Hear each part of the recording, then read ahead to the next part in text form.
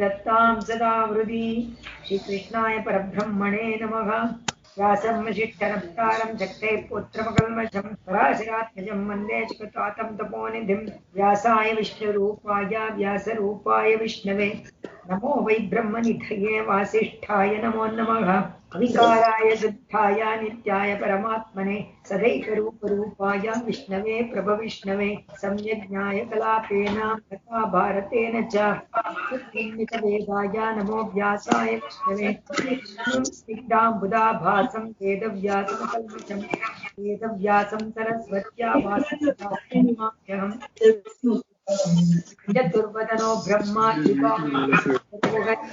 अपाललोचन शम्भो भगवान् बादरायणः कृष्णं कमलपत्राक्षं पुण्यश्रवणकीर्तनं वासुदेवं जगद्योनिं नौमि नारायणं हरिं कृष्णाय यादवेन्द्राय ज्ञानमुद्राय योगिने नाथाय रुक्मिणीशाय नमो वेदान्तवेदिने सारथ्यम् अर्जुनस्यादौ कुर्वन् गीतामृतं ददौ लोकत्रयोपकाराय तस्मै कृष्णात्मने नमः।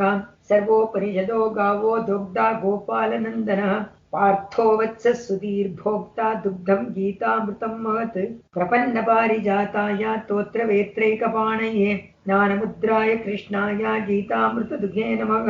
वसुदेवसुतं देवं कंसचाणूरमर्दनं देवकी परमानन्दं कृष्णं वन्दे जगद्गुरुं मलनिर्मोचनं पुंसां जलस्नानं दिने दिने सकृद्गीताम्भसि स्नानं संसारमलमोचनं गीतासु गीता कर्तव्या किमन्यैः शास्त्रविस्तरैः या स्वयं पद्मनाभस्य मुखपद्माद्विनिसृता सर्वशास्त्रमयी गीता सर्वदेवमयो हरिः सर्वतीर्थमयी गङ्गा सर्वधर्ममयो मनुः यस्मिन् प्रसादसुमुखे कवयोऽपि ते शास्त्राण्यशासुरिह यन्महिमाश्रयाणि कृष्णेन तेन यतिः स्वयमेव गीतं शास्त्रस्य तस्य सदृशं किमस्ति शास्त्रं भीष्मद्रोणतटा जयद्रथजला कान्धारनीलोत्पला शल्यग्राहवती कृपेण भगिनी कर्णेन वेलाकुला अश्वत्थामविकर्णघोरमकना दुर्योधनावर्तिनी सोत्तीर्णा खलु पाण्डवैरणनदी कैवर्तककेशव नमोऽस्तुते व्यासविशालबुद्धे पुल्लारविन्दायतपत्रनेत्र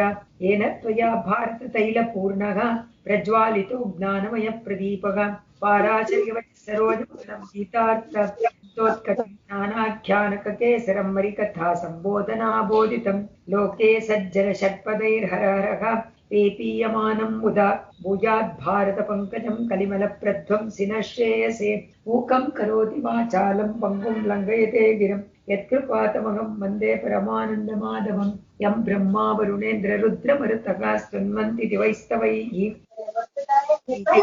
पृथक्क्रमोपनिषदैः गायन्ति यं सामगाः ध्यानावस्थिततद्गतेन मनसा पश्यन्ति यं योगिनो यस्यान्तं न विदुः सुरासुरगणाः देवाय तस्मै नमः। पार्थाय प्रतिबोधितां भगवता नारायणेन स्वयं व्यासेन ग्रथितां पुराणमुनिना मध्ये महाभारतम् अद्वैतामृतवर्षिणीं भगवतीमष्टादशाध्यायिनीं अम्ब त्वामनुसन्दधामि भगवद्गीते भवद्वेषिणीं यत्पदाम्भोरुहध्यानविध्वस्ता शेषकल्मषः वस्तुतामुपयातोऽहं यामुनेयं नमामि तं यत्पदाम्भोरुहध्यानविध्वस्ता शेषकल्मषः वस्तुतामुपयातोऽहं यामुनेयं नमामि तं यो नित्यमच्युतपदाम्बुजयुग्मरुग्म व्यामोहतस्तदितराणि तृणाय मेने अस्मद्गुरोर्भगवतोऽस्य दयैकसिन्धोः रामानुजस्य चरणौ शरणं प्रपद्ये। ಎಲ್ಲರಿಗೂ ನಮಸ್ಕಾರ. ಆಧ್ಯಾತ್ಮ ವಿಷಯದಲ್ಲಿ ಶ್ರದ್ಧೆ ಇದ್ರೆ, ಕೇಳಬೇಕು ಅಂತ ಆಸೆ ಇದ್ರೆ, ಅನುಭವಿಸುವಂತಹ ರಸಿಕತೆ ಇದ್ರೆ ಭಗವದ್ಗೀತೆ ಅನ್ನೋದು ಬಹಳ ಸುಂದರವಾದ ಒಂದು ಭಗವಂತನ ಆದೇಶ ಉಪದೇಶ. ನಿಜವಾಗ್ಲೂ ಅದು ಎಂತಹ ಒಂದು ಸ್ಥಿತಿಗೆ ನಮ್ಮನ್ನ ಕರ್ಕೊಂಡು ಹೋಗುತ್ತೆ ಅಂದ್ರೆ ಅದರ ಅನುಭವಿಸಿದವ್ರಿಗೆ ಮಾತ್ರ ಗೊತ್ತು. ಆದ್ರೆ ನಮ್ಮ ಸಂಪ್ರದಾಯದ ಪ್ರಕಾರ ರಾಮಾನುಜರ ಭಾಷ್ಯ ಬಹಳ ಅತೀಯ ಸೌಂದರ್ಯದಿಂದ ಕೂಡಿರುವಂಥದ್ದು. ಯಾವ ಪದಗಳನ್ನು ಬಿಡದೆ ಎಲ್ಲ ಸಮಂಜಸವಾಗಿ ವ್ಯಾಖ್ಯಾನವನ್ನ ಮಾಡಿದ್ದಾರೆ ಸ್ವಾಮಿ ಭಾಷ್ಯಕಾರರು. ಅವತಾರದಲ್ಲಿ ನೋಡಿದ್ವಿ, ಗೀತಾ ಶಾಸ್ತ್ರದ ಅವತಾರ, ಕೃಷ್ಣನ ಅವತಾರಕ್ಕೆ ಕಾರಣ, ಶ್ರೀಹಪ್ಪತಿಯ ಪರಸ್ವರೂಪ, ಅದನ್ನ ವರ್ಣನೆ ಮಾಡಿದ್ರು. ಯತ್ ಪದಾಂಬೋರುಹ ಧ್ಯಾನ, ಯಾವ ಪಾದಾರವಿಂದವನ್ನ ನಾವು ಧ್ಯಾನ ಮಾಡಬೇಕು ಅಂತ ಕೇಳಿದ್ರೆ ಅವನು ಯಾರು ಅನ್ನೋದಕ್ಕೆ ಇಷ್ಟು ಪೂರ್ತಿ ವರ್ಣನೆ.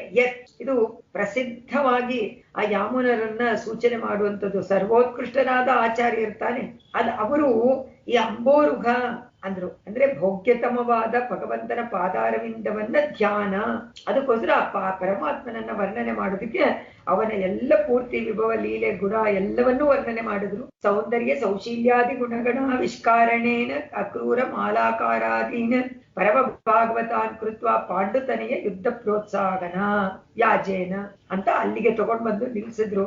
ಅದರಲ್ಲಿ ನಾವು ನೋಡಿದ್ವಿ, ಶಿಯಪತಿ ಅಂದ್ರೆ ಭಗವಂತ ಯಾವಾಗ್ಲೂ ಮಹಾಲಕ್ಷ್ಮಿಯೊಡೆ ಕೂಡಿರುವವನು.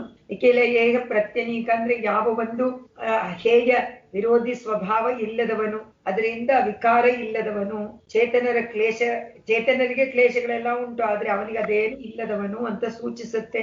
ಅದು ಕಲ್ಯಾಣೈಕತಾನ ಆಶ್ರಯ.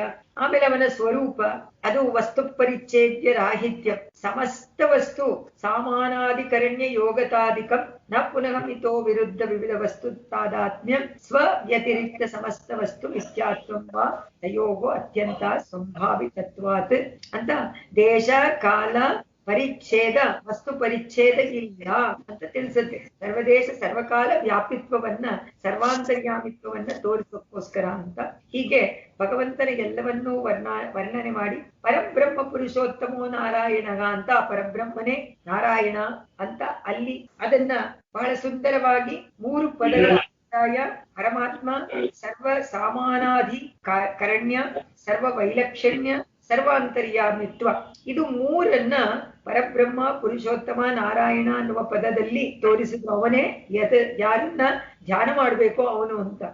ಆಮೇಲೆ ಅವನು ಹೇಗಿದ್ದಾನೆ? ಅಗೋಚರಗ. ಆತಗೆ ಯಾಕೆ ಅವನು ಗೋಚರಿಸುವುದಿಲ್ಲ? ಅವ್ಯಕ್ತನಾಗಿದ್ದಾನಲ್ಲ, ಅಂದ್ರೆ ಬ್ರಹ್ಮಾದಿಗಳಿಗೂ ಅದ್ ಸಾಮರ್ಥ್ಯ ಇಲ್ಲ ಅಂತ ಹೇಳಿದ್ರು. ಆಮೇಲೆ ಮಹೋದಧಿ, ಅವನಿಗೆ ಎಲ್ಲದಕ್ಕೂ ಅವನು ಒಂದು ಸಾಗರವಾಗಿದ್ದಾನೆ. ಅದರಿಂದ ಅವನ ಪರಮಪದದಲ್ಲಿ ಅವನಿಗೆ ದಿವ್ಯ ಮಂಗಳ ವಿಗ್ರಹ ಉಂಟು. ಅವನು ಸಗುಣ ಬ್ರಹ್ಮ. ಅವನ ಭಗವಂತನ ಅವತಾರ ಕಾಲದಲ್ಲಿಯೂ ಅವನ ರೂಪವನ್ನ ಅದೇ ರೂಪದಿಂದಲೇ ಬರ್ತಾನೆ. ಅದೇ ಕಣ್ಣಿಗೆ ಕಾಣಿಸ್ಬೇಕಾದ್ರೆ ಬೇರೆ ತರ ಕಾಣಿಸ್ತಾನಷ್ಟೇ. ಅವತಾರ ರಹಸ್ಯ. ಭೂಭಾರಾವತರಣಾಪದೇಶೇನ ಪರಮ ಭಾಗವತಾನ್ ಕೃತ್ವ ಅವತಾರ. ಈ ಭೂ ಭಾರವನ್ನ ನೀಗ್ಸಕ್ಕೋಸ್ಕರನೇ ವ್ಯಾಜವಾಗಿಟ್ಕೊಂಡು ಭಗವಂತ ಸಾಧು ಪರಿತ್ರಾಣವೆನ್ನುವಂತಹ ಅವನ ನಿಷ್ಠೆ, ದುಷ್ಟ ನಿಗ್ರಹ ಮಾಡೋದು ಅವನ ವ್ರತ.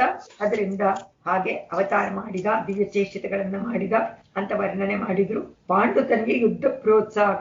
ಪಾಂಡು ತನೆಯನಾದ ಅರ್ಜುನ ಅವನು ಯುದ್ಧ ಮಾಡಲ್ಲ ಅಂದ ತಕ್ಷಣ ಅವನನ್ನು ಹೇಗಾದ್ರೂ ಮಾಡಿ ತನ್ನ ಕರ್ಮವನ್ನ ಮಾಡ್ಲೇಬೇಕು ಅಂತ ತಿಳಿಸಕ್ಕೋಸ್ಕರವಾಗಿ ಇದು ವ್ಯಾಜ ಒಂದು ಕಾರಣಕ್ಕಾಗಿ ಇದರ ಅವತಾರ. ಭಗವದ್ಗೀತೆ ಅವತಾರ ಯಾಕಾಯ್ತು, ಕೃಷ್ಣ ಅವತಾರಕ್ಕೆ ಯಾಕಾಯ್ತು, ಅದನ್ನೆಲ್ಲ ಹೇಳಿ ಕಡೆಯದಾಗಿ ತತ್ರ ಪಾಂಡವಾನಾಂ ಕುರುಣಾಂಚ ಯುದ್ಧೇ ಪ್ರಾರಬ್ಧೆ ಸ ಭಗವಾನ್ ಪುರುಷೋತ್ತಮ ಸರ್ವೇಶ್ವರೇಶ್ವರೋ ಜಗದುಪಕೃತಿ ಮರ್ತ್ಯಗ ಆಶ್ರಿತ ವಾತ್ಸಲ್ಯ ವಿವಶಗ ಪಾರ್ಥಂ ರಥಿನಂ ಆತ್ಮಾನಂಚ ಸಾರಥ್ಯಂ ಸರ್ವಲೋಕ ಸಾಕ್ಷಿಕಂ ಚಕಾರ. ಎಲ್ಲ ಸರ್ವ ಸಮಸ್ತ ಜನಗಳೂ ತಮ್ಮ ಕಣ್ಣುಗಳಿಂದ ಸಾಕ್ಷಾತ್ಕಾರ ಮಾಡುವಂತೆ, ಕಾಣಿಸಿಕೊಳ್ಳುವಂತೆ ಪರಮಾತ್ಮ ಅರ್ಜುನನ್ನ ರಥಿಯನ್ನಾಗಿ ಮಾಡಿಕೊಂಡು ತಾನು ಸಾರಥಿಯಾಗಿ ಇದನ್ನ ಉಪದೇಶ ಮಾಡಿದ ಅಂದ್ರು. ಅಂದ್ರೆ ಇದೇ ಪೀಠಿಕೆ ಭಕ್ತಿಯೋಗ ಉಪದೇಶಕ್ಕೆ ಮಾಡಿದ್ದಾರೆ ಅಂತಾನೆ ಇದರ ಅರ್ಥ. ಅವನಿಗೆ ಭಕ್ತಿಯನ್ನು ಉಪದೇಶ ಮಾಡ್ಬೇಕು, ಆದ್ರೆ ಅದಕ್ಕೆ ಮೊದಲು ಅವನು ಯುದ್ಧಕ್ಕೆ ತಾನೇ ಅಲ್ಲಿ ಬಂದು ನಿಂತಿದ್ದಾನೆ ಯುದ್ಧ ಭೂಮಿನಲ್ಲಿ. ಅದರಿಂದ ಯುದ್ಧ ಆರಂಭ ಆಗ್ಲೇಬೇಕು, ಅದನ್ನು ಮಾಡಿಸ್ಬೇಕು, ಅದಕ್ಕೆ ಪ್ರೋತ್ಸಾಹ ಮಾಡ್ಲೇಬೇಕು ಅಂತ ಹೇಳಿ ಸ ಭಗವಾನ್ ಪುರುಷೋತ್ತಮಗ ಸರ್ವೇಶ್ವರೇಶ್ವರಗ ಅಂತ 4 ಪದಗಳು ಸ್ವರೂಪ ಗುಣ ವೈಲಕ್ಷಣ್ಯ ಮತ್ತು ವಿಭೂತಿಯನ್ನ ಭಗವಂತನ ಆ ಕೃಷ್ಣನ ಈ ಎಲ್ಲ ಲಕ್ಷಣಗಳನ್ನ ತೋರಿಸಕ್ಕೋಸ್ಕರ 4 ಪದವನ್ನ ಹಾಕಿದ್ದಾರೆ. ಇದು ಪರತತ್ವವನ್ನು ಪ್ರತಿಪಾದನೆ ಮಾಡುತ್ತೆ. ಯಾಕೆಂದ್ರೆ ಅವನು ಒಬ್ಬನಿಗೆ ಇದೆಲ್ಲ ಆಗುವಂತಹ ಶಕ್ತಿ. ಜಗತ್ ಉಪಕೃತಿ ಮರ್ತ್ಯಗ ಆಶ್ರಿತ ವಾತ್ಸಲ್ಯ ವಿವಶಕ. ಆಶ್ರಿತರಿಗೆ ಅವನು ಎಷ್ಟು ಸೌಲಭ್ಯವನ್ನು ತೋರಿಸ್ತಾನೆ, ಎಷ್ಟು ವಾತ್ಸಲ್ಯದಿಂದ ಪ್ರೀತಿಯಿಂದ ಅವರನ್ನ ಒಂದೊಂದು ಕ್ಷಣಕ್ಕೂ ನೋಡ್ಕೊಳ್ತಾನೆ ಅನ್ನೋದನ್ನ ಜಗತ್ತಿಗೆ ಅದನ್ನ ತೋರಿಸಿದವನು. ಕೃಷ್ಣಾವತಾರ ಕಾಲದಲ್ಲಿ ಪಂಚಪಾಂಡವರ ವ್ಯಾಜದಿಂದ ಮೋಸನೇ ಮಾಡದೇ ಇರುವಂತವನು. ಎಲ್ಲ ಮಾತುಗಳು ಭಗವಂತ ಕೊಟ್ಟಿರೋದು ಒಂದು ಸುಳ್ಳಲ್ಲ, ಎಲ್ಲ ಸತ್ಯ. ಅದರಿಂದ ಆ ನಿಕೃಷ್ಟವಾದಂತ ಒಂದು ಕೆಲಸ ಸಾರಥ್ಯವನ್ನ ಮಾಡೋದು ಯಾಕೆ ಮಾಡ್ದ ಅಂತ ಕೇಳಿದ್ರೆ ಇದರಲ್ಲಿ ಉತ್ತರ ಹೇಳ್ತಾರೆ ದೊಡ್ಡವರು ಆಚಾರ್ಯರು. ಆಶ್ರಿತ ವಾತ್ಸಲ್ಯವೇ ಕಾರಣ. ಅವ್ರಿಗೆ ಏನ್ ಬೇಕಾದ್ರೂ ಮಾಡು. ಇವಾಗ ನಾವೇ ಪ್ರೀತಿ ಪಾತ್ರರಾದವ್ರಿಗೆ ಏನ್ ಬೇಕಾದ್ರೂ ಮಾಡ್ತೀವಿ ಅಂತ ಹೇಳೋದಿಲ್ವಾ, ಮಾಡೋದಿಲ್ವಾ? ಅದೇ ತರಹನೇ ಪರಮಾತ್ಮ ಕೃಷ್ಣಾವತಾರ ಕಾಲದಲ್ಲಿ ಮಾಡಿದ್ದನ್ನು ಹೇಳಿದ್ದಾರೆ. ಯಾವುದನ್ನು ಗುಟ್ಟಾಗಿಡಲಿಲ್ಲ, ಯಾವ ಪ್ರತಿಫಲಾಕ್ಷೇಪ ಅಪೇಕ್ಷೆಯೂ ಇಲ್ಲದೆ ಅದರಲ್ಲಿ ವಾತ್ಸಲ್ಯವನ್ನು ತೋರಿಸ್ತಾನೆ. ನಿರಪೇಕ್ಷ ಭಗವಂತ ವಾತ್ಸಲ್ಯ ಯಾಕೆ ತೋರಿಸ್ತಾನೆ ಅಂದ್ರೆ, ನಮ್ಮಲ್ಲೆಲ್ಲ ಏನು ಅಂದ್ರೆ, ನಾವ್ ಏನಾದ್ರೂ ಮಾಡಿದ್ರೆ ಏನೋ ಒಂದು ಎದರಿಂದವು ನಾವು ಅಪೇಕ್ಷೆ ಪಡ್ತೀವಿ. ಏನೋ ಕೊಡ್ತಾರೆ, ಏನೋ ಇದೆ, ಅದರಿಂದ ನಂಗಾಗತ್ತೆ, ನಾನು ಅವ್ರಿಗೆ ಮಾಡ್ತೀನಿ ಅಂತ. ಇದ್ದು ಬಿಟ್ರೆ ಅದು ಪ್ರಯೋಜನವೇ ಇಲ್ಲ. ಅದರಿಂದ ಪ್ರತಿಫಲಾಪೇಕ್ಷೆ ಇಲ್ಲದೆ ಆಶ್ರಿತ ವಾತ್ಸಲ್ಯ ಒಂದೇ ಒಂದನ್ನ ಕಾರಣವಾಗಿಟ್ಕೊಂಡು ಕೃಷ್ಣ ಅರ್ಜುನನಿಗೆ ಈ ಎಲ್ಲ ವೇದಾಂತ ಶಾಸ್ತ್ರ ಗೀತಾ ಶಾಸ್ತ್ರವನ್ನ ಉಪದೇಶ ಮಾಡ್ತಾ ಇದ್ದೀನಿ. ಆದ್ರೆ ಅವನ ಒಂದು ಕಾರಣದಿಂದ ಎಲ್ಲರೂ ಪಡ್ಕೊಳ್ಳಿ ಅಂತ ಆಸೆ ಕೃಷ್ಣನಿಗೆ, ಜಗತ್ತಿಗೆ ಉಪಕಾರವಾಗ್ಲಿ ಅನ್ನೋದು ತಾನೆ ಅವನ ಆಸೆ. ಅದನ್ನೇ ಇಲ್ಲಿ ಪುರುಷಾರ್ಥ ಪಡ್ಕೊಳ್ಳಿ ಎಲ್ಲರೂ. ಏವಂ ನೆಕ್ಸ್ಟ್ ಭಾಷ್ಯ. ಏವಂ ಜ್ಞಾತ್ವಾಪಿ ಸರ್ವಾತ್ಮನ ಅಂಧಗ ಧೃತರಾಷ್ಟ್ರಗ ಸುಯೋಧನ ವಿಜಯ ಬುಭುತ್ಸಯ ಸಂಜಯಂ ಬಪ್ರಚ್ಛ. ಸಂಜಯನನ್ನ ಈಗ ಕೇಳ್ತಾನೆ, ಎಲ್ಲರೂ ಮಹಾಭಾರತಕ್ಕೆ ಹೋಗ್ಬೇಕು, ಅಲ್ಲಿನ ಸಿಚುಯೇಷನ್ ಎಲ್ರಿಗೂ ಗೊತ್ತಿರೋ ಅಂತ ವಿಚಾರ, ಅದರಿಂದ ನಾವು ಮುಂದಕ್ಕೆ ಹೋಗ್ಬೋದು. ಆಮೇಲೆ ಸಂಜಯ ಬಂದ, ಅವನನ್ನ ಕಳ್ಸಿದ್ರು, ಅವನಿಂದ ಏನೂ ಆಗ್ಲಿಲ್ಲ, ವಾಪಸ್ ಬಂದ. ಅದಕ್ಕೆ ಕೃಷ್ಣ ಬಂದು ದೂತನಾಗಿ ಬಂದು ಕೇಳ್ದ, ಅವನು ಕೊಡಲ್ಲ ಅಂತ ಹೇಳ್ದ. ಇದೆಲ್ಲ ಆಯ್ತು, ಯುದ್ಧ ಆರಂಭ ಆಗ್ಲೇಬೇಕಾಯ್ತು. ಅವನಿಗೋಸ್ಕರವಾಗಿ ಆ ಪಾಂಚಾಲಿಗೋಸ್ಕರವಾಗಿ ಕೃಷ್ಣ ಸಂಕಲ್ಪ ಮಾಡೇ ಬಿಟ್ಟಿದ್ದ, ಅದನ್ನ ನಡ್ಸೇ ಕೊಡ್ತೀನಮ್ಮ. ಪೃಥ್ವಿ ಶೀರಿ ಐತೆ, ಅವನು ಹೇಳ್ತಾನೆ, ಪೃಥ್ವಿ ಅರ್ಧ ಆಗ್ಬೋದು, ಹಿಮಾಲಯ ಕೆಳಗೆ ಕರಗೋಗ್ಬೋದು, ಆಕಾಶ ಕೆಳಗೆ ಬರ್ಬೋದು, ಆದ್ರೆ ನನ್ನ ಮಾತು ಸುಳ್ಳಿಲ್ಲ ದ್ರೌಪದಿ, ಯೋಚನೆ ಮಾಡ್ಬೇಡ ಅಂತ ಹೇಳ್ತಾನೋ ಇಲ್ವೋ? ಅದೇ ಕಾರಣಕ್ಕಾಗಿ ದೂತನಾಗಿ ಹೋದ, ಅದೇ ಕಾರಣಕ್ಕಾಗಿ ಈಗ ಸಾರಥ್ಯವನ್ನ ಮಾಡ್ತಾ ಇದ್ದಾನೆ.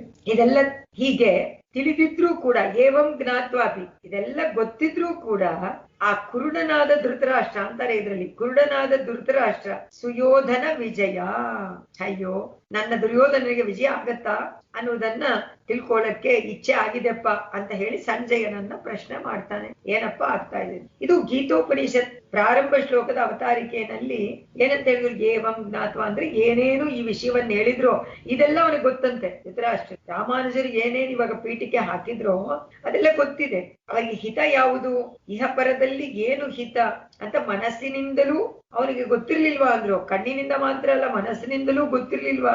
ಆಶ್ಚರ್ಯವಾಗತ್ತಲ್ಲ ಅಂತ ಹೇಳಿ ಪ್ರಶ್ನೆ ಮಾಡೋದಕ್ಕೆ ಕಾರಣ ಏನು ಅಂದ್ರು, ಒಳಗೂ ಕುರುಡು ಹೊರಗೂ ಕುರುಡು ಅಂದು ಬಿಟ್ರು ಆಚಾರ್ಯ. ಅದೇ ಕಾರಣ. ಸಂಜಯ ವ್ಯಾಸರ ಅನುಗ್ರಹಕ್ಕೆ ಪಾತ್ರನಾದವನು, ಅದರಿಂದ ಅವನಿಗೆ ಎಲ್ಲಾನು ಕಾಣಿಸ್ತಾ ಇತ್ತು, ಸರ್ವವು ಒಂದೂ ಬಿಡದೆ ಎಲ್ಲವನ್ನೂ ಅಷ್ಟು ಕೂಲಂಕಷವಾಗಿ ತುಂಬಾ ಚೆನ್ನಾಗಿ ನೋಡ್ತಾ ಇದ್ದಾನೆ, ಒಂದು ಬಿಡದೆ. ಅದು ಎಂತಹ ಒಂದು ಅನುಗ್ರಹ ಪಾತ್ರನಾದ ನೋಡಿ ಅವನು. ಯಾಕೆಂದ್ರೆ ಅವನಿಗೆ ಶುದ್ಧ ಭಾವ ತಥೋ ಭಕ್ತ್ಯ ಶಾಸ್ತ್ರಾದ್ ವೇದ್ವಿ ಜನಾರ್ದನಂ ಅಂದ್ರೆ ಯಾಥಾರ್ಥ ಹೆಂಗಿದೆಯೋ ಹಾಗೆ ದರ್ಶನವನ್ನ ಮಾಡುವಂಥದ್ದು. ಮತ್ತೆ ನೋಡಿದ್ದನ್ನ ವಾದಿ ಹೇಳ್ಬೇಕೋ ಇಲ್ವೋ ತಿಳ್ಕೊಂಡ್ಬಿಡ್ಬೋದು, ಆದ್ರೆ ಹೇಳೋದು ಎಷ್ಟು ಕಷ್ಟ. ನಾವೆಲ್ಲ ಅನ್ಕೊಳ್ತೀವಿ, ಅಯ್ಯೋ ಎಷ್ಟು ಸುಲಭವಾಗಿದೆ ಇವ್ರು ಹೇಳ್ತಾರಲ್ಲ, ನಾವ್ ಹೇಳಿದ್ರೆ ತುಂಬಾ ಕಷ್ಟ. ಅದಕ್ಕೆ ಅವ್ರು ಹೇಳ್ತಾರೆ, ಆದ್ರೆ ಭಗವಂತನ ಅನುಗ್ರಹ ಬೇಕು, ಅದಕ್ಕೂನೆ ಯಥಾರ್ಥವಾದಿ. ಇವನು ಅವಾಪ್ತ ಸಮಸ್ತ ಕಾಮ ಭಗವಂತ ಅರ್ಥವಾಗಿ ಕಣ್ಣಿನಿಂದ ನೋಡೋದಕ್ಕೆ ಇವನಿಗೆ ಗೊತ್ತಿದ್ದ ಶಕ್ತಿಯನ್ನ ಧೃತರಾಷ್ಟ್ರ ಸಂಜಯನಿಗೆ ಕೇಳ್ತಾನೆ, ಪ್ರಶ್ನೆ ಮಾಡ್ತಾನೆ.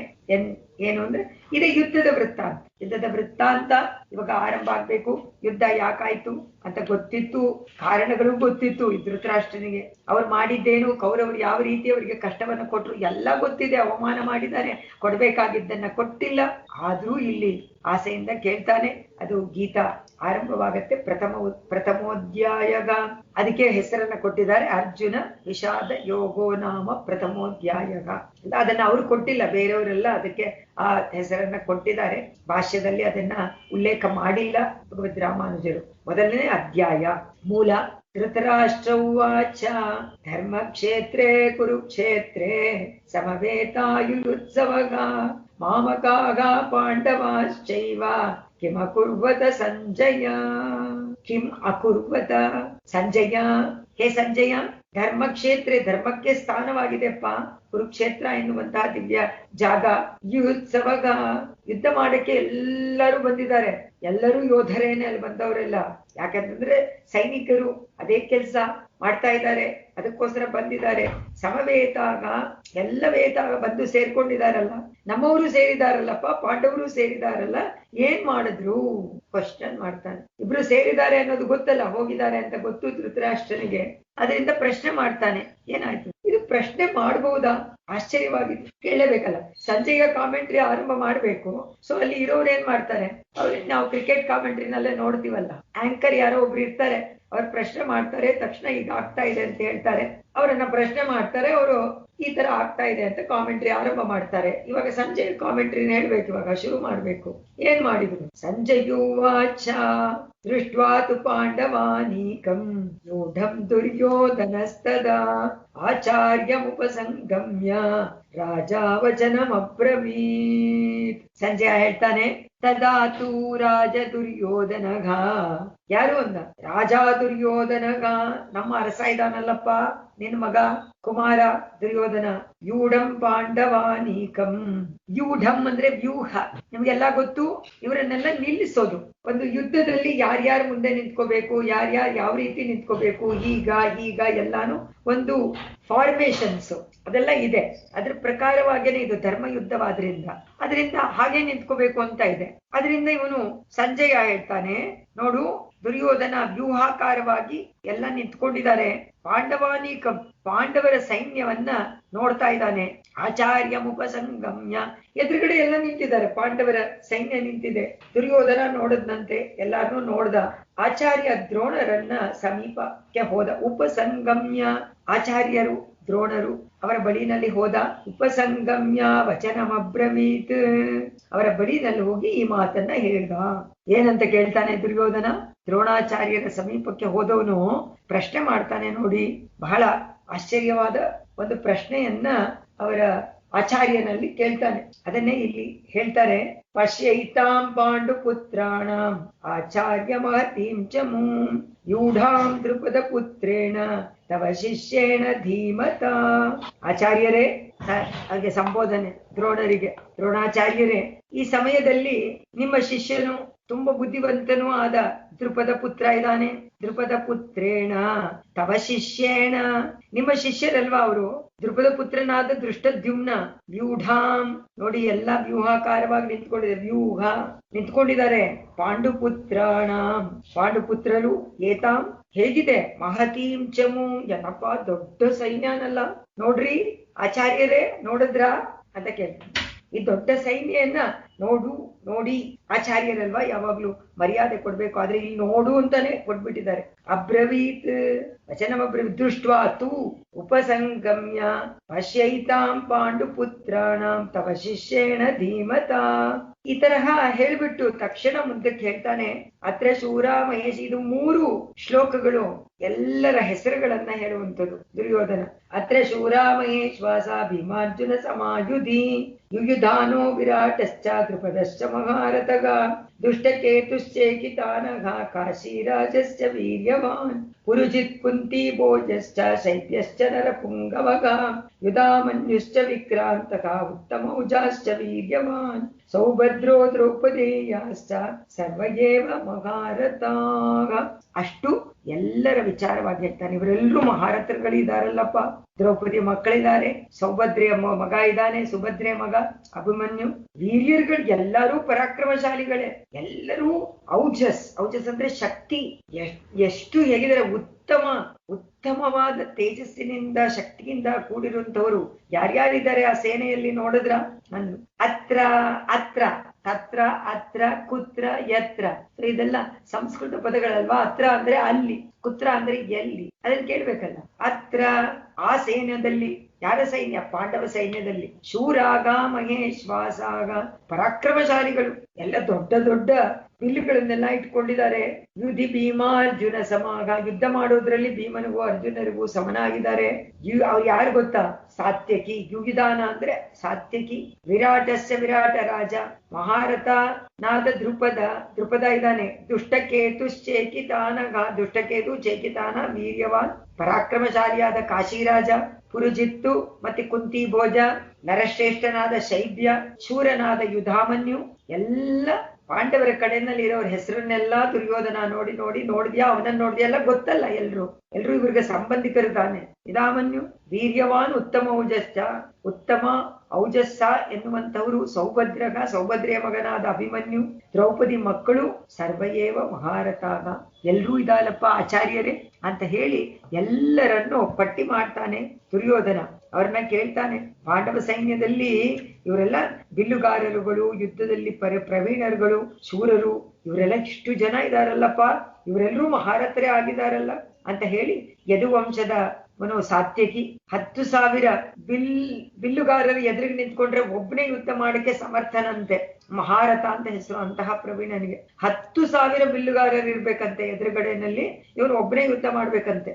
ಅಸ್ತ್ರಶಸ್ತ್ರ ಪ್ರವೀಣ, ಅವನಿಗೆ ಮಹಾರಥ ಅಂತ ಹೆಸರು. ಅವ್ರೆಲ್ರೂ ಮಹಾರಥರು ಅಂತ ಹೇಳ್ತಾ ಇದ್ದಾನೆ ದುರ್ಯೋಧನ. ಶಿಶುಪಾಲನ ಮಗ ಮೊದಲನೆಯವನು ವಿರಾಟ ರಾಜ, ಯದುವಂಶದ ರಾಜ ಸಾತ್ಯಕಿ, ಮಹಾರಥ ದೃಪದ. ಶಿಶುಪಾಲನ ಮಗ ದುಷ್ಟಕೇತು, ಯದುವಂಶದ ವೀರ ಇನ್ನೊಬ್ಬ. ಹೀಗೆ ಎಲ್ಲರೂ ವೀರ್ಯವಂತನಾದ ಕಾಶಿರಾಜ, ಅಭಿಮನ್ಯು, ಇವರು ದ್ರೌಪದಿಯ ಮಕ್ಕಳು ಪ್ರತಿವಿಂಧ್ಯ, ಶ್ರುತಸ್ತೋಮ, ಶ್ರುತಕೀರ್ತ, ಶತಾನೀಕ, ಶ್ರುತವರ್ಮ, ಇವರೆಲ್ಲರೂ ಇದ್ರು. ಎಲ್ಲರೂ ನಿಂತ್ಕೊಂಡಿದ್ದಾರೆ. ಇವರೆಲ್ಲ ಮಹಾರಥರು ಅಂದ್ರೆ ನೋಡಿ ಹಾಗೆ 10,000 ಬಿಲ್ಲುಗಾರರು ಒಬ್ಬರೇ ಯುದ್ಧ ಮಾಡ್ಬೇಕಂತ. ಅಂತಹ ವೀರರು ಇವರೆಲ್ಲ, ಪರಮ ವೀರರು. ಅವರನ್ನ ದುರ್ಯೋಧನ ಹೇಳ್ತಾ ಇದ್ದಾನೆ. ಇದೆಲ್ಲ ಹೆಸರುಗಳನ್ನ ಹೇಳಿದ್ರು. ಈಗ ನೆಕ್ಸ್ಟ್ ಕೇಳ್ತಾನೆ, ಅಸ್ಮಾಕಂತು ವಿಶಿಷ್ಟಾಯೇ ತಾನ್ನಿಬೋಧ ದ್ವಿಜೋತ್ತಮ ನಾಯಕ ಮಮ ಸೈನ್ಯಸ್ಯ ಸಂಜ್ಞಾರ್ಥಂ ತಾನ್ ಬ್ರಹೀಮಿತೆ. ಏನಪ್ಪಾ ದ್ವಿಜೋತ್ತಮ, ಯಾರನ್ನ ನೋಡಿ ಎಲೆ ಬ್ರಾಹ್ಮಣ ಅಂತ ಕರೀತಾರೆ ಆಚಾರ್ಯರು. ಅಸ್ಮಾಕಂತು ವಿಶಿಷ್ಟ ಏತಾನಿಬೋದು, ಇದು 3 ಶ್ಲೋಕ ಒಟ್ಟಿಗೆ.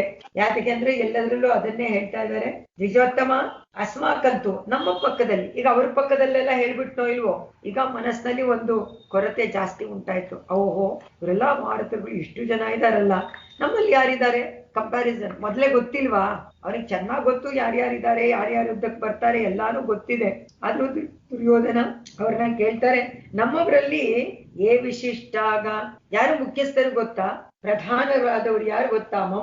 ನನ್ನ ಸೈನ್ಯ ನೋಡಿ, ಅಲ್ಲೇ ಮಮಕಾರ, ನಾನು ನನ್ನದು ಅನ್ನೋದು ಬಿಡದೇ ಇರುವಂಥದ್ದು ಎಲ್ಲಿ ಕರ್ಕೊಂಡು ಹೋಗುತ್ತೆ ಅಂದ್ರೆ ಅಧೋಗತಿ ಕರ್ಕೊಂಡು ಹೋಗುತ್ತೆ. ಕಂಸ, ಹಿರಣ್ಯಕಶಿಪು, ಇವರೆಲ್ಲರೂ, ಶಿಶುಪಾಲ, ದಂತವಕ್ತ್ರ, ದುರ್ಯೋಧನ, ಎಷ್ಟು ಜನನ ಕೋಟ್ ಮಾಡಿದ್ದಾರೆ, ಎಷ್ಟು ಜನನ್ ತಗೊಂಡ್ ಬರ್ಬೋದು ಪುರಾಣಗಳಲ್ಲಿ. ಮಮ ಸೈನ್ಯಸ್ಯ ನಾಯಕಾಗ, ನನ್ನ ಸೈನ್ಯದ ನಾಯಕರಿದಾರಲ್ಲ ಇವರು ನಿಬೋಧ ತೇ ಸಂಜ್ಞಾರ್ಥಂ, ಅವರನ್ನೇನ್ ಮಾಡ್ಬೇಕು ತಿಳ್ಕೊಬೇಕು. ನೋಡಿ ನಾ ಹೇಳ್ತೀನಿ ಕೇಳಪ್ಪ, ತೇ ಸಂಜ್ಞಾರ್ಥಂ, ನಿನಗೆ ಗೊತ್ತಾಗಕ್ಕೋಸ್ಕರ ಹೇಳ್ತಾ ಇದ್ದೀನಿ. ಅಂದ್ರೆ ಅವನಿಗೆ ಜೋರಾಗಿ ಲೌಡ್ ಥಿಂಕಿಂಗ್ ಅಂತೀವಲ್ಲ ಆತರ. ದುರ್ಯೋಧನ ತನ್ನ ಮನಸ್ಸಿಗೆ ಹೇಳ್ಕೊತಾ ಇದ್ದಾನೆ, ಓಹೋ ನಮ್ಮವರಲ್ಲೂ ಇವರೆಲ್ಲ ಇದ್ದಾರೆ ಮಹಾರಥರುಗಳು ಅಂತ ಮನಸ್ಸಿಗೆ ಸಮಾಧಾನ. ಅವ್ರು ಯಾರು? ಭವಾನ್ ಭೀಷ್ಮಶ್ಚ ಕರ್ಣಶ್ಚ ಕೃಪಶ್ಚ ಸಮಿತಿಂಜಯಗ ಅಶ್ವತ್ಥಾಮ ವಿಕರ್ಣಶ್ಚ ಸೋಮದತ್ತಿಸ್ತತೈವ ಚ ಅನ್ಯೇ ಚ ಭಗವಃ ಶೂರಾಗ ಅದರ್ಥೇ ತ್ಯಕ್ತ ಜೀವಿತಾಗ ನಾನಾ ಶಸ್ತ್ರ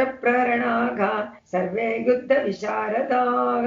ಎಲ್ಲರೂ ವಿಶಾರದ್ರೆ ಯುದ್ಧ ಮಾಡೋದ್ರಲ್ಲಿ. ಆಯುಧಗಳೇನು, ಶಸ್ತ್ರಗಳೇನು ಎಲ್ಲವನ್ನೂ ಚೆನ್ನಾಗಿ ಪ್ರವೀಣರಾಗಿದ್ದಾರೆ. ಇನ್ಯಾಕೆ ಏನು ಯೋಚನೆನೇ ಮಾಡ್ಬೇಕಾಗಿಲ್ಲ ಅಂತ ತನಗೆ ತಾನೇ ಸಮಾಧಾನ ಮಾಡ್ಕೊಳ್ತಾನೆ. ಯಾರ್ಯಾರಿದ್ದಾರೆ? ಭವಾನ್ ಭೀಷ್ಮಶ್ಚ, ಭವಾನ್ ನೀನು, ಭೀಷ್ಮಶ್ಚ ನೀವಿದ್ದೀರಾ, ನೀವು ಅಂತ ಹೇಳ್ಬೇಕು, ಭವಾನ್ ಅಂತ ಹೇಳ್ಬೇಕು. ನೀವು, ಭೀಷ್ಮರು, ಕರ್ಣ, ಕೃಪ, ಅಶ್ವತ್ಥಾಮ, ವಿಕರ್ಣ, ಸೌಮದತ್, ಜಯದ್ರಥ, ಇಷ್ಟು ಜನ ಇದಾರಲ್ಲ ಎಲ್ಲರೂ. ಇವನು ಮೊದಲನೇವನು ಯಾರು? ಅದನ್ನ ಹೇಳಿದ್ರು, ವಿಕರ್ಣ ದುರ್ಯೋಧನನ ತಮ್ಮ. ಅವನ್ ಯಾಕೆ ದೂ ಅಂತ ಇಟ್ಟಿಲ್ವಾ ಅಂತ, ಎಲ್ಲಾನು ದೂ ಇಂದ ಸ್ಟಾರ್ಟ್ ಆಗ್ಬೇಕು. ಆದ್ರೆ ಇವನ್ ತಮ್ಮ ವಿಕರ್ಣ. ಅನ್ಯೇಚ ಭಗವಃ ಶೂರಾಗ, ಅನ್ಯೇಚ ಬೇರೆನೂ ತುಂಬಾ ಜನ ಇದ್ದಾರೆ, ಎಲ್ಲರೂ ಶೂರರೇನೆ, ಯಾವುದ್ರಲ್ಲೂ ಯೋಚನೆನೇ ಇಲ್ಲ. ನನಗೋಸ್ಕರ ಮದರ್ಥೆ ತ್ಯಕ್ತ ಜೀವಿತಾಗ. ನೋಡಿ ಇವನ ಒಂದು ದುರ್ಯೋಧನನ ಮನಸ್ಸಿನಲ್ಲಿ ಏನಿದೆ, ಅಯ್ಯೋ ಇವರೆಲ್ಲ ನನಗೋಸ್ಕರ ಯುದ್ಧ ಮಾಡುವಂತವ್ರು, ಖಂಡಿತ ಇವರು ಯೋಧರು, ನನಗೆ ಪ್ರಾಣವನ್ನ ತ್ಯಾಗ. ಇಲ್ಲಿ ಪ್ರಾಣ ತ್ಯಾಗ ಮಾಡಲು ಸಿದ್ಧರಾಗಿದ್ದಾರೆ ಅಂದ ತಕ್ಷಣ ಇವನಲ್ಲಿ ಏನಾಯ್ತು, ಅಯ್ಯೋ ಇವರೆಲ್ಲ ಪ್ರಾಣ ಕಳ್ಕೊಳ್ತಾರಲ್ಲ, ಅವರು ಪಾಂಡವರು ಎಷ್ಟು ಇದು ಬಲಶಾಲಿಗಳು ಅನ್ನೋದು ಇವನ್ ಮಾತಲ್ಲೇ ಗೊತ್ತಾಗತ್ತೆ. ದುರ್ಯೋಧನಿಗೆ ಗೊತ್ತು ಆದ್ರೂ ಅದನ್ನು ಒಪ್ಕೊಳ್ಳೋಕೆ ಅವನಿಗೆ ಮನಸ್ಸಿಲ್ಲ. ಎಷ್ಟು ಸತಿ ಎಷ್ಟು ಸಂದರ್ಭದಲ್ಲಿ ಗೊತ್ತಾಗಿದ್ರೂನೆ ಅವನಿಗೇನು ಏನೋ ಒಂದು ಸೇಡು, ಕೆಟ್ಟ ಬುದ್ಧಿ ಮನಸ್ಸಿನಲ್ಲಿ ಏನು ಕೊಡಬಾರ್ದು, ಪಾಂಡವರನ್ನ ಕಂಡ್ರಾಗಲ್ಲ ಅಂತ ದ್ವೇಷ. ಅದಕ್ಕೆ ಇಷ್ಟೆಲ್ಲ ಅದು ಬಂದಿದ್ದಕ್ಕೆ ತಾನೇ ನಮ್ಗೆ ಭಗವದ್ಗೀತೆ ಸಿಕ್ತು, ಇಲ್ಲ ಅಂದ್ರೆ ಭಗವದ್ಗೀತೆ ಸಿಗ್ತಾ ಇರ್ಲಿಲ್ಲ. ಸೊ ಅವನು ಒಂದು ಕಾರಣ ಒಳ್ಳೇದಕ್ಕೆ, ಎಲ್ಲವೂ ಒಳ್ಳೇದಕ್ಕೆ ತಾನೇ ಆಗತ್ತೆ ಅಂತ ಹೇಳೋ ಹಾಗೆ. ಅವ ಇದ್ದೀರಾ ಅಂದ್ರು. ಅಲ್ಲಿ ಭೂರಿಶ್ರವಸ್ ಇದ್ದಾನೆ, ಜಯದ್ರಥ ಇದ್ದಾನೆ, ಸೋಮದತ್ತನ ಮಗ ಇದ್ದಾನೆ, ಅಶ್ವತ್ಥಾಮ ವಿಕರ್ಣಶ್ಚ ಸೋಮದತ್ತನ ಮಗ ಸೋಮದತ್ತಿ, ಅವನ ಹೆಸರು ಭೂರಿಶ್ರವಸ್ ಅಂತ. ಜಯದ್ರಥ ಅವನು ಇದ್ದಾನೆ. ಇವರೆಲ್ಲರೂ ಇದಾರಲ್ಲ. ಅನ್ಯೇಚ ಇನ್ನೂ ತುಂಬಾ ಜನ ಇದಾರಪ್ಪ ಶೂರರು, ನನಗೋಸ್ಕರ ಜೀವವನ್ನು ಕೊಡ್ತಾರೆ. ಸರ್ವೇ ನಾನಾ ಶಸ್ತ್ರ ಪ್ರಹಾರದಾಗ, ಎಲ್ಲ ಶಸ್ತ್ರ ಪ್ರಹಾರಗಳಲ್ಲಿ ದಕ್ಷರಾಗಿದ್ದಾರೆ. ವಿಶಾರದಾಗ ಎಲ್ಲ ನಿಪುಣರು, ಏನು ಯೋಚನೆ ಮಾಡ್ಬೇಕಾಗಿಲ್ಲ, ಪ್ರವೀಣರುಗಳು. ಯುದ್ಧ ವಿಶಾರದಾಗ, ಸೊ ಅದರಿಂದ ಅಪರ್ಯಾಪ್ತ. ಭೀಷ್ಮಾಭಿರಕ್ಷಿತಂ, ಭೀಷ್ಮರ್ ಬೇರೆ ಇದ್ದಾರೆ. ನಮ್ಮ ಸೈನ್ಯ ಅಪರ್ಯಾಪ್ತಂ, ಶತ್ರುವನ್ನ ಜಯಿಸಲು ಸಾಕು. ಪರ್ಯಾಪ್ತ ಅಂದ್ರೆ ಏನು? ಸಾಕು, ಯೋಚನೆನೇ ಇಲ್ಲ, ಎಷ್ಟ್ ಜನ ಇದಾರಲ್ಲ ಅಂತ ಬಹಳ ಆನಂದವಾಗಿ ಹೇಳ್ಕೊತಾ ಇದ್ದಾನೆ ದುರ್ಯೋಧನ. ಸ್ವಲ್ಪ ಭಯ ಒಳಗಡೆ, ಆದ್ರೆ ಮೇಲ್ಗಡೆಗೆ ಆಶ್ವಾಸನೆ ತಾನೇ ಮಾಡ್ಕೊಳ್ಬೇಕಾದ್ರೆ. ಪರ್ಯಾಪ್ತಂ ಸಾಕು, ಪರ್ಯಾಪ್ತ ಅಂದ್ರೆ ಸಾಕು ಅಂತ. ಇದು ಭೀಮ ರಕ್ಷಣೆ ಮಾಡ್ತಾ ಇದ್ದಾನೆ ಆ ಕಡೆ. ಏತೇಷಾಂ ಪಾಂಡವರ ಇದಂತೂ ಬಲಂ, ಆ ಪಾಂಡವರ ಸೈನ್ಯ ಇದೆಯಲ್ಲ ಪರ್ಯಾಪ್ತ. ಅಯ್ಯೋ, ಅವರನ್ನೆಲ್ಲ ಗೆಲ್ಲೋದಿಕ್ಕೆ ಕಷ್ಟನಾ? ಪರವಾಗಿಲ್ಲ ನೋಡಿ, ಅವರೆಲ್ಲ ಯಾರು ನಿಂತಿದ್ದಾರೆ, ಇವರೆಲ್ಲ ಏನ್ ಮಹಾಭಾರತರು ಇರ್ಬೋದು, ಆದ್ರೆ ನಮ್ಮ ಕಡೆ ಇರೋರ್ನ ನೋಡಿ ಅಂತ ಹೇಳ್ಕೊಂಡು ಖಂಡಿತ ಅವರನ್ನ ಇದು ಮಾಡಕ್ಕೆ, ಸೋಲಿಸಕ್ಕೆ ನಮ್ದು ಸಾಕಪ್ಪ ಅಂತ ಹೇಳಿ ತನಗೆ ತಾನೇ ಹೇಳ್ಕೊಳ್ತಾನೆ. ತದಸ್ಮಾಕಂ ಬಲಂ ಭೀಷ್ಮಾಭಿರಕ್ಷಿತ, ನಮ್ಗೆ ಭೀಷ್ಮರ್ ಬೇರೆ ಇದಾರಪ್ಪ, ಅವರಿಂದ ರಕ್ಷಿಸಲ್ಪಟ್ಟ ನಮ್ಮ ಸೈನ್ಯ ಶತ್ರುವನ್ನ ಜಯಿಸಕ್ಕೆ ಸಾಕಾಗಿದೆ. ಅದು ಅಪರ್ಯಾಪ್ತಂ, ಸಾಲದು ಅವರಿಗೆ ಸಾಕು ಅಂತ ಅರ್ಥ. ಅಪರ್ಯಾಪ್ತಂ ಅಂದ್ರೆ ಸಾಲದು, ಪರ್ಯಾಪ್ತಂ ಅಂದ್ರೆ ಇಲ್ಲಿ ಎರಡು ಪದಾನು ಬಂದಿದೆ. ಅಪರ್ಯಾಪ್ತಂ ತದಸ್ಮಾಕಂ ಬಲಂ ಭೀಷ್ಮಾಭಿರಕ್ಷಿತಂ, ಪರ್ಯಾಪ್ತಂ ತ್ವಿದಮೇ ತೇಷಾಂ. ಪರ್ಯಾಪ್ತಂ ಅಂದ್ರೆ ಸಾಕು, ಈ ಸೈನ್ಯ ಸಾಕು, ಪಾಂಡವರ ಈ ಸೈನ್ಯ ಸಾಕು ಅಂತ ಬಿಟ್ಟ. ಭೀಮನಿಂದ ರಕ್ಷಿಸಲ್ಪಟ್ಟಂತ ಸೈನ್ಯ ಅಪರಿಮಿತವಾಗಿದೆ ಪಾಂಡವರ ಸೈನ್ಯ ಅಂತ ಹೇಳಿ ಅಪರ್ಯಾಪ್ತಂ ಪರ್ಯಾಪ್ತಂ ಈ ಎರಡು ಶಬ್ದ ಏನನ್ನ ತೋರಿಸುತ್ತೆ ಅಂದ್ರು, ಭೀಮರಕ್ಷಿತವಾದ ಸೇನೆ. ಅದನ್ನ ನೋಡ್ಬಿಟ್ಟು ದುರ್ಯೋಧನ ಸ್ವಲ್ಪ ಅವನಿಗೆ ಅಧೈರ್ಯ ಉಂಟಾಯ್ತು. ಹೇಳಿದ್ನಲ್ಲ, ಸ್ವಲ್ಪ ಮನಸ್ಸಿಗೆ ಕಳವಳ, ಏನು ಇದು ಸಾಕಾಗತ್ತಾ, ನಮ್ಮವ್ರಿಗೇನಾದ್ರೂ ಶಕ್ತಿ ಇದೆಯಾ ಅಂತ ಯೋಚನೆ ಉಂಟಾಯ್ತು, ಅಧೈರ್ಯ ಆಯ್ತು ಸ್ವಲ್ಪ. ತಕ್ಷಣ ಭೀಮನನ್ನ ಖಂಡಿತವಾಗಿ ರಕ್ಷಿಸ್ಬೇಕು ಅಂತ ಮುಂದಿನ ಶ್ಲೋಕದಲ್ಲಿ ಹೇಳ್ತಿರ್ಲಿಲ್ಲ. ಅದು ಮನಸ್ಸಿನಲ್ಲಿ ಬಂದಿಲ್ಲ ಅಂದ್ರೆ ಅದು ಬಂದ್ಬಿಡ್ತಂತೆ ಅವನಿಗೆ. ಆ ಉತ್ಸಾಹವನ್ನ, ಆ ವಿಷಾದವನ್ನ ನೋಡಿ ಭೀಷ್ಮರು ಅವನಿಗೆ ಉತ್ಸಾಹವನ್ನ ಉಂಟು ಮಾಡ್ಬೇಕೋ ಇಲ್ವೋ, ಅದರಿಂದ ಸಿಂಹನಾದಗ ವಿನದ್ಯೈ ಶಂಕಂ ತತ್ಮೌ ಪ್ರತಾಪವಾನ್ ಅಂತ ಮುಂದಕ್ಕೆ ಶ್ಲೋಕ. ಯಾತಕ್ಕೆ ಅಂದ್ರು, ಭೀಷ್ಮರಿಗೆ ಗೊತ್ತಾಯ್ತು ದುರ್ಯೋಧನಗೆ ಏನೋ ಒಂಥರ ಇದು ಸಾಕಾಗಲ್ಲ, ಪಾಂಡವರನ್ನ ಗೆಲ್ಲಕ್ಕೆ ನಮ್ಮ ಸೈನ್ಯ ಸಾಕಾಗ್ದು ಅನ್ನುವಂತಹ ಒಂದು ಇದು ಬರ್ತಾ ಇದೆ. ಅದನ್ನ ಸ್ವಲ್ಪ ಕಡಿಮೆ ಮಾಡ್ಬೇಕು, ಪಾಪ ಅವನಿಗೆ ಹುರಿದುಂಬಿಸ್ಬೇಕು, ಅವನಿಗೆ ಪ್ರೋತ್ಸಾಹ ಕೊಡ್ಬೇಕು ಅಂತ ಹೇಳಿ ಸಿಂಹನಾದವನ್ನ ಮಾಡಿದ್ರಂತೆ. ಯಾವ್ದ್ರಲ್ಲಿ? ಭೀಷ್ಮರು ಅದನ್ನ ಹೇಳ್ತಾರೆ. ಸಿಂಹನಾದವನ್ನ ಮಾಡಿದ್ರು ಅಂತ 12ನೇ ಶ್ಲೋಕದಲ್ಲಿ ಬರುತ್ತದೆ. ಇದು ಭಾಷ್ಯಕಾರರ ಪ್ರಕಾರ. ಶ್ರೀರಾಮಾನುಜರು 10ನೇ ಶ್ಲೋಕದ ಮೇಲೆ ವ್ಯಾಖ್ಯಾನ ಮಾಡಕ್ಕೆ, ದುರ್ಯೋಧನಗ ಸ್ವಯಮೇವ ಭೀಮಾಭಿರಕ್ಷಿತಂ ಪಾಂಡವಾನಾಂ ಬಲಂ ಆತ್ಮೀಯಂಚ ಭೀಷ್ಮಾಭಿರಕ್ಷಿತಂ ಬಲಂ ಅವಲೋಕ್ಯ ಆತ್ಮವಿಜಯೇ ತಸ್ಯ ಬಲಸ್ಯ ಪರ್ಯಾಪ್ತತಾಂ ಆತ್ಮೀಯಸ್ಯ ಬಲಸ್ಯ ತದ್ವಿಜಯೇ ಚ ಅಪರ್ಯಾಪ್ತತಾಂ ಆಚಾರ್ಯಾಯ ನಿವೇದ್ಯ ಅಂತರ್ವಿಷಣ್ಣೋ ಅಭವತ್. ಇದು ರಾಮಾನುಜರ ಭಾಷ್ಯ. ಯಾತಕ್ಕೆ ಈ ತರಹ ಅವನು ಕೇಳ್ದ, ಯಾತಕ್ಕೆ ತಮ್ದು ಸಾಕಾಗದು ಅಂತ ಅನ್ಕೊಂಡ ಅಂತ ಕೇಳಿದ್ರೆ, ಭೀಮನಿಂದ ರಕ್ಷಣೆ ಆಗ್ತಾ ಇದೆ ಪಾಂಡವ ಸೈನ್ಯ, ಭೀಷ್ಮರಿಂದ ರಕ್ಷಣೆ ಆಗ್ತಾ ಇದೆ ಇವರ ಸೈನ್ಯ, ದುರ್ಯೋಧನನ ಸೈನ್ಯ. ಇದನ್ನ ನೋಡ್ತಾ ಇದ್ದಾನೆ, ಎರಡನ್ನೂ ನೋಡ್ತಾ ಇದ್ದಾನೆ. ಯಾರ್ಯಾರನ್ನ ಜಯಿಸ್ತಾರೆ ಇದರಲ್ಲಿ ಅಂತ ಪ್ರಶ್ನೆ ಅವನಿಗೆ ಮನಸ್ಸಿಗೆ ಬರ್ತೋ ಇಲ್ವೋ. ಸಾಕ, ನಾವೇ ಅನ್ಕೋತೀವಲ್ವ, ನನ್ ಶಕ್ತಿ ಇದೆಯಾ ಇದು ಮಾಡಕ್ಕೆ, ಇದು ನಾನು ಗೆಲ್ತೀನ, ಇವಾಗ ಒಂದು ಸ್ಪೋರ್ಟೆ ಅಂತ ಇಟ್ಕೊಳ್ಳಿ, ಅವಾಗ ಹೇಳ್ತೀವೋ ಇಲ್ವೋ. ಅದರಿಂದ ಇಲ್ಲ, ತಾನಾಗೆ ನೋಡ್ಕೊಂಡು ನನ್ನನ್ನ ಜಯಿಸಕ್ಕೆ ಈ ಸೈನ್ಯ ಸಾಕಾಗಿದೆ ಅಂತ, ಅವರನ್ನ ಜಯಿಸಲು ತನ್ನ ಸೈನ್ಯ ಸಾಲ್ದು ಅಂತ ಇವಾಗ ಮನಸ್ಸಿಗೆ ಬಂತವನಿಗೆ. ಅವ್ರನ್ನೆಲ್ಲ ನೋಡಿದ್ನೋ ಇಲ್ವೋ ಅನ್ನಿಸ್ತು. ಅಯ್ಯೋ ಅವರೆಲ್ಲ ತುಂಬಾ ಜೋರಾಗಿದಾರಲ್ಲ, ನಮ್ಮವರೆಲ್ಲ ಇಲ್ವಲ್ಲ, ಭೀಷ್ಮರನ್ನ ಅದರಿಂದ ನಾವು ರಕ್ಷಣೆ ಮಾಡ್ಬೇಕು. ಭೀಷ್ಮ ರಕ್ಷಣೆಯಾಗಿದ್ದಂತ ಸೈನ್ಯ, ಆದ್ರೆ ಈಗ ಭೀಷ್ಮರನ್ನೂ ರಕ್ಷಣೆ ಮಾಡ್ಬೇಕು ಅಂತ ಅವನ ಮನಸ್ಸಲ್ಲಿ ಬಂತಂತೆ. ಅದರಿಂದ ಸಾಲದಲ್ಲ ಆಚಾರ್ಯರೇ, ನಾವೇನ್ ಮಾಡೋದು, ಈ ಸೈನ್ಯ ಅಪರ್ಯಾಪ್ತಂ ಪರ್ಯಾಪ್ತಂ. ಸೊ 2 ಪದಗಳನ್ನ ಹಾಕಿದ್ದಾರೆ ಅಲ್ಲಿ. ಅದರ ಉದ್ದೇಶವಾಗೇನೆ ಇದರಲ್ಲಿ ಧರ್ಮಕ್ಷೇತ್ರ ಅಂದ್ರೆ ಧರ್ಮಸ್ಥಾನ, ಧರ್ಮ ಉಚಿತವಾದ ಕುರುಕ್ಷೇತ್ರ ಎನ್ನುವಂತ ಕ್ಷೇತ್ರ. ಪಾಂಡವರು ಕೌರವರು ಇಬ್ರು ಸೇರಿದ್ದಾರೆ. ಇಬ್ರು ಒಳ್ಳೆಯ ಗೌರವದಿಂದ ಕೂಡಿರುವಂತ ವಂಶಸ್ಥರಲ್ವಾ ಇಬ್ರೂನೆ.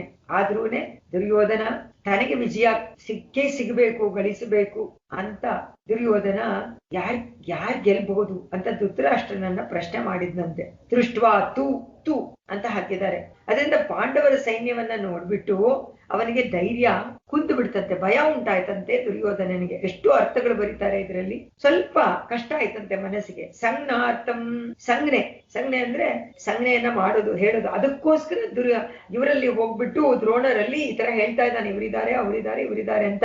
ಯಾಕಂದ್ರೆ ಎಣಸ್ಕೋತಾ ಇದ್ದಾನೆ, ಎಷ್ಟು ಜನ ಇದ್ದಾರೆ, ಏನ್ ಕತೆ, ಇದು ಸಾಕ, ಇದು ಸಾಲ್ದ ಅಂತ ಹೇಳಿ ಎಣಿಕೆ ಮಾಡಕ್ಕೋಸ್ಕರ ಅಪರ್ಯಾಪ್ತಂ ಸಾಲದು, ಪರ್ಯಾಪ್ತಂ ಅಂದ್ರೆ ಸಾಕು ಅಂತ ಅರ್ಥ. ಪಾಂಡವರ ಸೇನೆ ನಮ್ಮನ್ನ ಜಯಿಸ್ಬೇಕಾದ್ರೆ ಸಾಕಾಗಿದೆ, ಅವ್ರಿಗೆ ಸಾಕು, ಅವ್ರ ಸೈನ್ಯ ಚೆನ್ನಾಗಿದೆ. ಆದ್ರೆ ನಮ್ಮ ಸೇನೆ ಅವರನ್ನ ಜಯಿಸಕ್ ಆಗೋದಿಲ್ವಲ್ಲ ಅಂತ ಮನಸ್ಸಲ್ಲಿ ಬಂತು. ಆ ಪ್ರಕರಣದಿಂದ ದುರ್ಯೋಧನ ಏನ್ ಹೇಳ್ತಾನೆ, ಅಯ್ಯೋ ಭೀಮಾರ್ಜುನ ಸಮಾಗ ಅಂತ ಹೇಳ್ದ. ಇಲ್ಲ ಭೀಮರು ಅರ್ಜುನರಿಗೆ ಸಮನಾಗಿರ್ಬಹುದು, ಆದ್ರೂನೆ ಅವ್ರ ಮುಂದೆ ನಿಂತ್ಕೊಂಡು ಯುದ್ಧ ಮಾಡಕ್ ಸಾಧ್ಯನಾ? ಅಯ್ಯೋ ಸಾಕಾಗ್ದಪ್ಪ.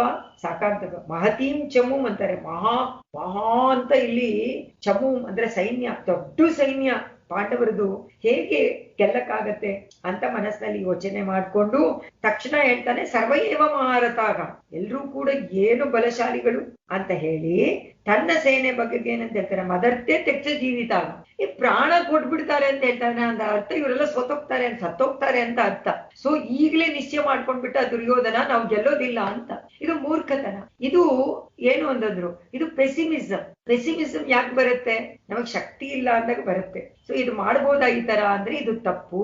ಇದರಿಂದ ಗೊತ್ತಾಗತ್ತೆ ನಮ್ಗೆ. ಸೊ ಆರಂಭ ಮಾಡ್ಬೇಕಾದ್ರೆ ಒಂದು ಕಾರ್ಯವನ್ನ ಯಾವಾಗ್ಲೂ ವಿವೇಚನೆ ಮಾಡ್ಬೇಕು. ಖಂಡಿತ ನಾವ್ ಏನೇನು ಇಟ್ಕೊಂಡಿದೀವಿ, ಏನೇನ್ ನಮ್ಮ ಹತ್ರ ಸಾಮಗ್ರಿ ಇದೆ, ಇದರಿಂದ ಮಾಡಕ್ ಆಗತ್ತಾ ಅಂತ ಸ್ವಲ್ಪ ಯೋಚನೆ ಮಾಡಿದಾಗ ನಮಗೆ ಅನ್ಸುತ್ತೆ, ಇಲ್ಲ ಇದೇನೋ ಸಾಕಾಗಲ್ವಲ್ಲ, ಸ್ವಲ್ಪ ತಗೊಂಬರೋಣ ಅಂತ. ಅದನ್ನ ಮನಸ್ಸಿನಲ್ಲಿ ಅದನ್ನ ಇಟ್ಕೊಳ್ದೆ ಅದನ್ನ ಸರಿಪಡಿಸ್ಕೊಳ್ಬೇಕೆ ವಿನಃ ಅದರಿಂದ ನಾವು ಕುಂದು ಹೋಗ್ಬಾರ್ದು. ತಕ್ಷಣದಲ್ಲಿ ಏನಾಯ್ತು, ದುರ್ಯೋಧನನಿಗೆ ನಮ್ಮ ಸೈನ್ಯ ಸಾಕಾಗದಲ್ಲ ಅಂತ ಇವನಿಗೆ ಭಯ ಉಂಟಾಗ್ಬಿಡ್ತು. ಆ ಭಯ ಉಂಟಾದಾಗ ಏನಾಗತ್ತೆ, ಪೆಸಿಮಿಸಂ. ಇದೇ ಹೇಳ್ಕೊಡೋದು ನಮ್ಗೆ ಭಗವದ್ಗೀತೆ. ಯಾಕಿದನ್ನೆಲ್ಲ ಹೇಳಿದ್ದಾರೆ, ನಾವ್ ಯಾವತ್ತಿಗೂ ಒಂದು ಕೆಲಸವನ್ನ ಮಾಡಕ್ ಹೊರಟಾಗ ಖಂಡಿತವಾಗಿ ಹಿಂದೇಟ್ ಹಾಕ್ಬಾರ್ದು. ಹೌದಾ, ಇದು ಮಾಡ್ಬೇಕಾ, ಈ ಕೆಲಸ ಒಳ್ಳೇದಕ್ಕೆ ತಾನೇ ಮಾಡ್ತಾ ಇದೀವಿ, ಮಾಡೋಣ, ಎಷ್ಟಾಗತ್ತೋ ಅಷ್ಟು ಮಾಡೋಣ. ಯಾತಕ್ಕೆ ನೆಗೆಟಿವ್ ಆಗಿ ಥಿಂಕ್ ಮಾಡ್ಬೇಕು, ಪಾಸಿಟಿವ್. ಸೊ ಇದೆ ಆಪ್ಟಿಮಿಸಂ. ಆ ಆಪ್ಟಿಮಿಸಂನ ಡೆವಲಪ್ ಮಾಡ್ಕೊಳ್ಬೇಕು, ಮುಖ್ಯ ಉದ್ದೇಶ. ಅದನ್ನ ತೋರಿಸ್ತಾರೆ ಇದ್ರಲ್ಲಿ. ಅವನೇನ್ ಮಾಡ್ದ, ಮದರ್ತೆ ತ್ಯಕ್ತ ಜೀವಿತಾಗ ಅಂತ ಹೇಳ್ದ. ಅಂದ್ರೆ ಅರ್ಥ ಏನು, ಇವರೆಲ್ಲರೂ ರೆಡಿ ಆಗಿದ್ದಾರೆ ಪ್ರಾಣ ಕೊಡಕ್ಕೆ ಅಂದ್ಮೇಲೆ ಸತ್ತೋಗ್ತಾರೆ ಅಂತ ಅರ್ಥ. ಪ್ರಾಣ ಕೊಟ್ಬಿಡ್ತಾರೆ. ಯಾಕೆ ಹೇಳ್ಬೇಕಾಗಿತ್ತು ಆ ಪದ, ಅದು ಬಂದ್ಬಿಡ್ತಲ್ಲ ಬಾಯಿನಲ್ಲಿ. ದುರ್ಯೋಧನನಿಗೆ ಒಳಗಿನ ಭಯ, ಇದೇ ಪೆಸಿಮಿಸಂ. ಅದು ಬೇಡ. ಅದರಿಂದ ದುರ್ಯೋಧನನಿಗೆ ಕಷ್ಟ ಆಯ್ತು. ಸರ್ವಯೇವ ಮಹಾರಥಾಗ, ತನ್ನ ಸೇನೆ ಬಗ್ಗೆ ಗಾತ್ರ ಹೇಳ್ಕೊಂಡು ತಸ್ಯ ಸಂಜಯನ್ ಹರ್ಷಂ ಕುರುವೃದ್ಧ ಪಿತಾಮಗ ಏನಂತ ಹೇಳ್ದ ಅಂದ್ರು, ಅಂತರ್ವಿಷಿನ್ನೋ ಅಭವತ್. ಅದರಿಂದ ಭಾಷ್ಯದಲ್ಲಿ ಭಾಷ್ಯಕಾರರು ಅಪರ್ಯಾಪ್ತತ ಆಚಾರ್ಯಾಯ ನಿವೇದ್ಯ ಅಂತರ್ವಿಷಣ್ಣೋ ಅಭವತ್. ಅಂತರಂಗದಲ್ಲಿ ಅವನ ಮನಸ್ಸಿನಲ್ಲಿ, ದುರ್ಯೋಧನನ ಮನಸ್ಸಿನಲ್ಲಿ ವಿಷಾದ ಉಂಟಾಯ್ತು. ನೋಡಿ, ಆರಂಭದಲ್ಲೇನೆ ಅವನಿಗೆ ಎಷ್ಟು ಧೈರ್ಯದಿಂದ ಮುಂದೆ ಬರ್ಬೇಕಾಗಿತ್ತಲ್ವಾ, ಧೈರ್ಯವನ್ನು ಕಳ್ಕೊಂಡ್ಬಿಟ್ಟ. ಒಂದು ಕ್ಷಣದಲ್ಲಿ ಒಳಗಿನ ಧೈರ್ಯ ಯಾವಾಗ ಹೊಟ್ಟೋಯ್ತೋ ಆಗ ತಕ್ಷಣದಲ್ಲೇ ಸಾಕಾಗ್ದು. ಈಗ ನೆಕ್ಸ್ಟ್, ತಸ್ಯ ಸಂಜಯನ್ ಹರ್ಷಂ ಕುರುವೃದ್ಧ ಪಿತಾಮಗ ಸಿಂಹನಾದಂ ವಿನದ್ಯೋಚ್ಚೈ ಶಂಖಂ ದದ್ಮೌ ಪ್ರತಾಪವಾನ್ ತತಃ ಶಂಕಾಚ ಬೇರ್ಯಶ್ಚ ಪ್ರಣವಾನಕ ಗೋಮುಖಾಗ ಸಹಸೈವಾಭ್ಯಾನ್ಯಂತ ಸಾ ಶಬ್ದಸ್ತುಮಲೋಭವತ್ ತತಃ ಶ್ವೇತೈಯುಕ್ತೆ ಮಹತಿ ಸ್ಯಂದನೆ ಸ್ಥಿತೌ ಮಾಧವಗ ಪಾಂಡವಶ್ಚೈವ ದಿವ್ಯೌ ಶಂಖೌ ಪ್ರದದ್ಮತು. ಈಗ ಇವರೆಲ್ಲರೂ ಕೂಡ ಸಂಜಯ ಹೇಳ್ತಾನೆ, ತಸ್ಯ ಹರ್ಷ ಸಂಜಯನ್, ಅವನಿಗೆ ಸ್ವಲ್ಪ ಸಂತೋಷವನ್ನು ಉಂಟು ಮಾಡಕ್ಕೋಸ್ಕರವಾಗಿ ಪ್ರತಾಪವಾನ್ ಕುರುವೃದ್ಧಗ, ಕುರುವೃದ್ಧರು, ಕುರುವಂಶದಲ್ಲಿ ಹಿರಿಯರಾದಂತಹ ಪಿತಾಮಹರಾದಂತಹ ಭೀಷ್ಮರು ಉಚ್ಚೈ ಸಿಂಹನಾದಂ ವಿನದ್ಯಗ. ಭೀಷ್ಮ ಪಿತಾಮಹರು ಪಕ್ಕದಲ್ಲೇ ಇದ್ರು, ದುರ್ಯೋಧನನ ಮಾತನ್ನ ಕೇಳಿದ್ರು. ಇವ್ರಿಗೂ ಒಂಥರ ಅನ್ನಿಸ್ತು, ಯಾತಕ್ ದುರ್ಯೋಧನ ಈ ತರ ಭಯ ಪಡ್ತಾ ಇದ್ದಾನೆ, ಅನ್ಯಾಯವಾಗಿ ವಿಷಾದ ಮಾಡ್ಕೋತಾ ಇದ್ದಾನೆ, ಇನ್ನೂ ಆರಂಭನೇ ಆಗಿಲ್ಲ, ಆರಂಭದಲ್ಲೇ ಹೇಗಿರ್ಬೇಕಾಗಿತ್ತು, ನಾವ್ ಗೆಲ್ತೀವಿ ಅನ್ನುವಂತ ಪೌರುಷ ಬೇಕಾಗಿತ್ತಲ್ಲ, ಬರ್ಲಿಲ್ವಲ್ಲ ಅಂತ ಹೇಳಿ ಅವನಿಗೆ ಸ್ವಲ್ಪ ಇದನ್ನ ಮಾಡಕ್ಕೋಸ್ಕರವಾಗಿ ಪಿತಾಮಹರಾದಂತ ಭೀಷ್ಮರು ಶಂಖವನ್ನ ಊದಿದರು, ಸಿಂಹನಾದವನ್ನ ಮಾಡಿದರು. ಒಂದು ಶಂಖಂ ದದ್ಮೌ ಪ್ರತಾಪವಾನ್ ಸಿಂಹನಾದಂ ವಿನದ್ಯಗ. ಪರಾಕ್ರಮಶಾಲಿಗಳಾದಂತಹ ಭೀಷ್ಮರು ಗಟ್ಟಿಯಾದ ಸ್ವರ ಬರುವಂತೆ ಊದಿದ್ರಂತೆ ಶಂಖವನ್ನ. ದದ್ಮೌ ಊದಿದ್ರು. ತತಃ ಶಂಖಾಚ ಬೇರ್ಯಶ್ಚ.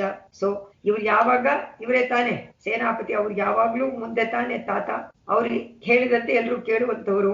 ತಕ್ಷಣ ಏನಾಯ್ತು, ಎಲ್ರು ಇವ್ರು ಊದಿದ್ದ ತಕ್ಷಣ ಬೇರೆ ಶಂಖಗಳೆಲ್ಲ ಶುರು ಮಾಡ್ಬಿಟ್ರು, ಬೇರಿಗಳನ್ನ ಊದಿದ್ರು. ಪಣವ ಅನಕ ಗೋಮುಖ.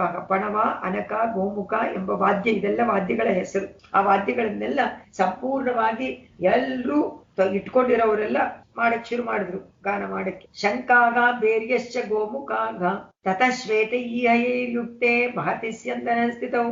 ಅಲ್ಲಿ ಬಿಳಿಯ ಕುದುರೆಗಳಿಂದ ಮಹಾರಥ ಕಟ್ಟಿಲ್ಪಟ್ಟಂತಹ ಮಹಾರಥಗಳು, ಆ ರಥದಲ್ಲಿ ಅವಸ್ಥಿತ ಮಾಧವಗ.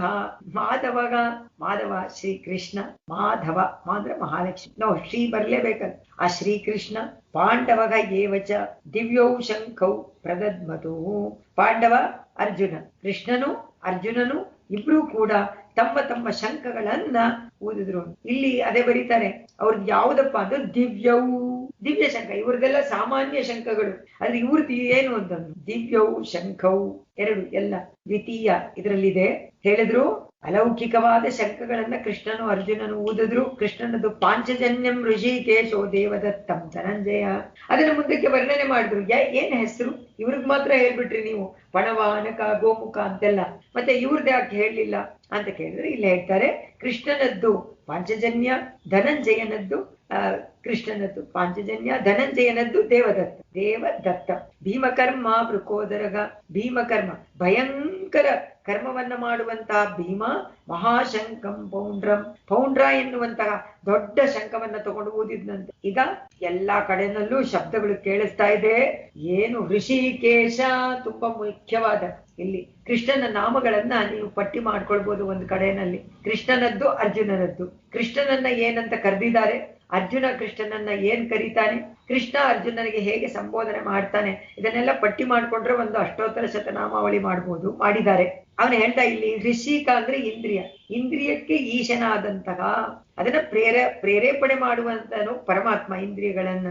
ಅದರಿಂದ ಅವನೇ ಆ ಇಂದ್ರಿಯಗಳನ್ನ ಜಯಿಸಕ್ಕೆ ಅವನನ್ನೇ ನಾವು ಸ್ತೋತ್ರ ಮಾಡ್ಕೊಳ್ಬೇಕು. ಋಷಿಕೇಶಾಯ ನಮಃ, ಪದ್ಮನಾಭಾಯ ನಮಃ, ದಾಮೋದರಾಯ ನಮಃ ಅಂತ ದ್ವಾದಶ ನಾಮದಲ್ಲಿ ಋಷಿಕೇಶಾಯ ನಮಃ ಅಂತ ಬಂದ ತಕ್ಷಣ ನಾವು ನಮ್ಮ ಇಂದ್ರಿಯಗಳನ್ನೆಲ್ಲ ಹತೋಟಿಗೆ ತಗೊಂಬರಕ್ಕೆ ನೀನೇ ಈಶಪ್ಪ, ನೀನೇ ಮಾಡು ಅಂತ ಅವನನ್ನ ಪ್ರಾರ್ಥನೆ ಮಾಡ್ಕೊಳ್ಬೇಕು. ಧ್ಯಾನ ಕಾಲದಲ್ಲಿ, ಬೆಳಗಿನ ಕಾಲದಲ್ಲಿ, ಅಥವಾ ಪ್ರತಿ ಸತಿನೂ ಆಚಮನೆ ಮಾಡ್ಬೇಕಾದ್ರೆ ದ್ವಾದಶ ನಾಮ ಹೇಳ್ಬೇಕು. ದ್ವಾದಶ ನಾಮ ಇಲ್ಲಿ ಆಚಮನೆ ಆಗೋದೇ ಇಲ್ಲ. ಅದರಿಂದ ಇಲ್ಲಿ ಹೇಳಿದ್ರು. ಇಷ್ಟು ಆಯ್ತಾ, ಇದೆಲ್ಲ ಆದ್ಮೇಲೆ ಪಾಂಚಜನ್ಯಂ ಋಷಿಕೇಶ ಆಗೋಯ್ತು. ಈಗ ನೆಕ್ಸ್ಟ್ ನೋಡಿ ಎಲ್ಲ ಪಟ್ಟಿ ಮಾಡ್ತಾರೆ. ಅನಂತ ವಿಜಯಂ ರಾಜ ಕುಂತಿ ಪುತ್ರೋ ಯುಧಿಷ್ಠಿರಃ ನಕುಲಃ ಸಹದೇವಶ್ಚ ಸುಘೋಷ ಮಣಿಪುಷ್ಪಕವು. ಅವರವ್ರದ್ದು ಒಬ್ಬೊಬ್ರದ್ದು ಒಂದೊಂದು ಶಂಕರ ಹೆಸರುಗಳನ್ನ ಇಲ್ಲಿ ಹೇಳ್ತಾರೆ. ಕುಂತಿ ಪುತ್ರ ರಾಜ ಯುಧಿಷ್ಠಿರ, ಅವನು ಯುಧಿಷ್ಠಿರ ಅನಂತ ವಿಜಯ ಎನ್ನುವಂಥದನ್ನ ಶಂಖವನ್ನ ಊದಿದ. ನಕುಲ ಸಹದೇವಗ ಸುಘೋಷ, ನಕುಲ ಸುಘೋಷ ಎನ್ನುವಂತಹ ಶಂಖವನ್ನು ಊದಿದ. ಸಹದೇವ, ನಕುಲ ಸಹದೇವ, ಸಹದೇವ ಮಣಿಪುಷ್ಪಕ ಎನ್ನುವಂತಹ ಇದನ್ನ ಊದಿದ, ಶಂಖವನ್ನ ಊದಿದ್ರು, ಎಲ್ರೂ ಊದಿದ್ರು. ಈಗ ಏನಕ್ಕೆ, ಇವಾಗ ಒಂದು ಇಮ್ಯಾಜಿನ್ ಮಾಡ್ಕೊಳ್ಳಿ, ಕುರುಕ್ಷೇತ್ರದಲ್ಲಿ ಎಲ್ಲಾ ಬೇರೆ ವಾದ್ಯ ಏನು, ಇವರ ಶಂಖಗಳೇನು, ಆ ಕಡೆಯಿಂದ ಶಂಖಗಳೇನು, ಒಂದೇ ಶಬ್ದ. ಈ ಶಬ್ದ ಎಲ್ಲ ಈಗಿನ ಕಾಲದಲ್ಲೆಲ್ಲ ನಾವು ಕೇಳಕ್ಕಾಗಲ್ಲ. ಈಗೆಲ್ಲ ಏನ್ ಕೇಳ್ತದೆ ಗೊತ್ತಿಲ್ಲದೇನೆ ಬರುತ್ತೆ. ಮಿಸೈಲ್ಸ್ ಯಾರು ಇರೋದೇ ಇಲ್ಲ, ಎಲ್ಲಿಂದಾನೋ ಬರುತ್ತೆ. IBM, ABM, EBM ಎಲ್ಲ ಮಿಸೈಲ್ಸ್ಗಳು ಎಲ್ಲಿಂದ ಬರುತ್ತೆ ಅಂತ ಗೊತ್ತಾಗದೆ ಬರ್ತಾ ಇರುತ್ತೆ. ಆತರ ಯುದ್ಧಗಳು ನಡೆಯುತ್ತೆ. ಅದನ್ನೇ ಇಲ್ಲಿ ಹೇಳ್ತಾರೆ. ನೆಕ್ಸ್ಟ್ ಅನಂತ ವಿಜಯಂ ರಾಜ ಕುಂತಿ ಪುತ್ರೋ ಯುಧಿಷ್ಠಿರಃ ನಕುಲಃ ಸಹದೇವಶ್ಚ ಸುಘೋಷ ಮಣಿಪುಷ್ಪಕವು. ಆಯ್ತಾ? 16, 17ನೇದು ಕಾಶ್ಯಶ್ಚ ಪರಮೇಶ್ವಾಸಗ ಶಿಖಂಡಿ ಚ ಮಾರತಗ ದುಷ್ಟದ್ಯುಮ್ನೋ ವಿರಾಟಶ್ಚ ಸಾತ್ವಿಕಶ್ಚಾಪರಾಜಿತಗ ದ್ರುಪದೋ ದ್ರೌಪದೇಯಾಶ್ಚ ಸರ್ವಶಕ ಪೃಥಿವೀಪತೆ ಸೌಭದ್ರಶ್ಚ ಮಹಾಬಾಹು ಶಂಕಾನ್ ತದ್ಮು ಪೃಥಕ್ ಪೃಥಕ್ ಬೇರೆ ಬೇರೆ ಬೇರೆ ಬೇರೆ ಶಂಕ ಎಲ್ಲಾನು ಪೃಥಕ್ ಪೃಥಕ್ ಅಂದ್ಬಿಟ್ಟು ಒಬ್ಬೊಬ್ರಿಗೂ ಒಂದೊಂದು ಇಟ್ಕೊಂಡಿದಾರಂತೆ ತಮ್ಮ ತಮ್ಮ ಶಂಕಗಳು. ಯಾರು ಅದನ್ನ ಮುಟ್ಟೋ ಆಗಿಲ್ಲ, ಎಲ್ಲ ಪ್ರಿನ್ಸಿಪಲ್.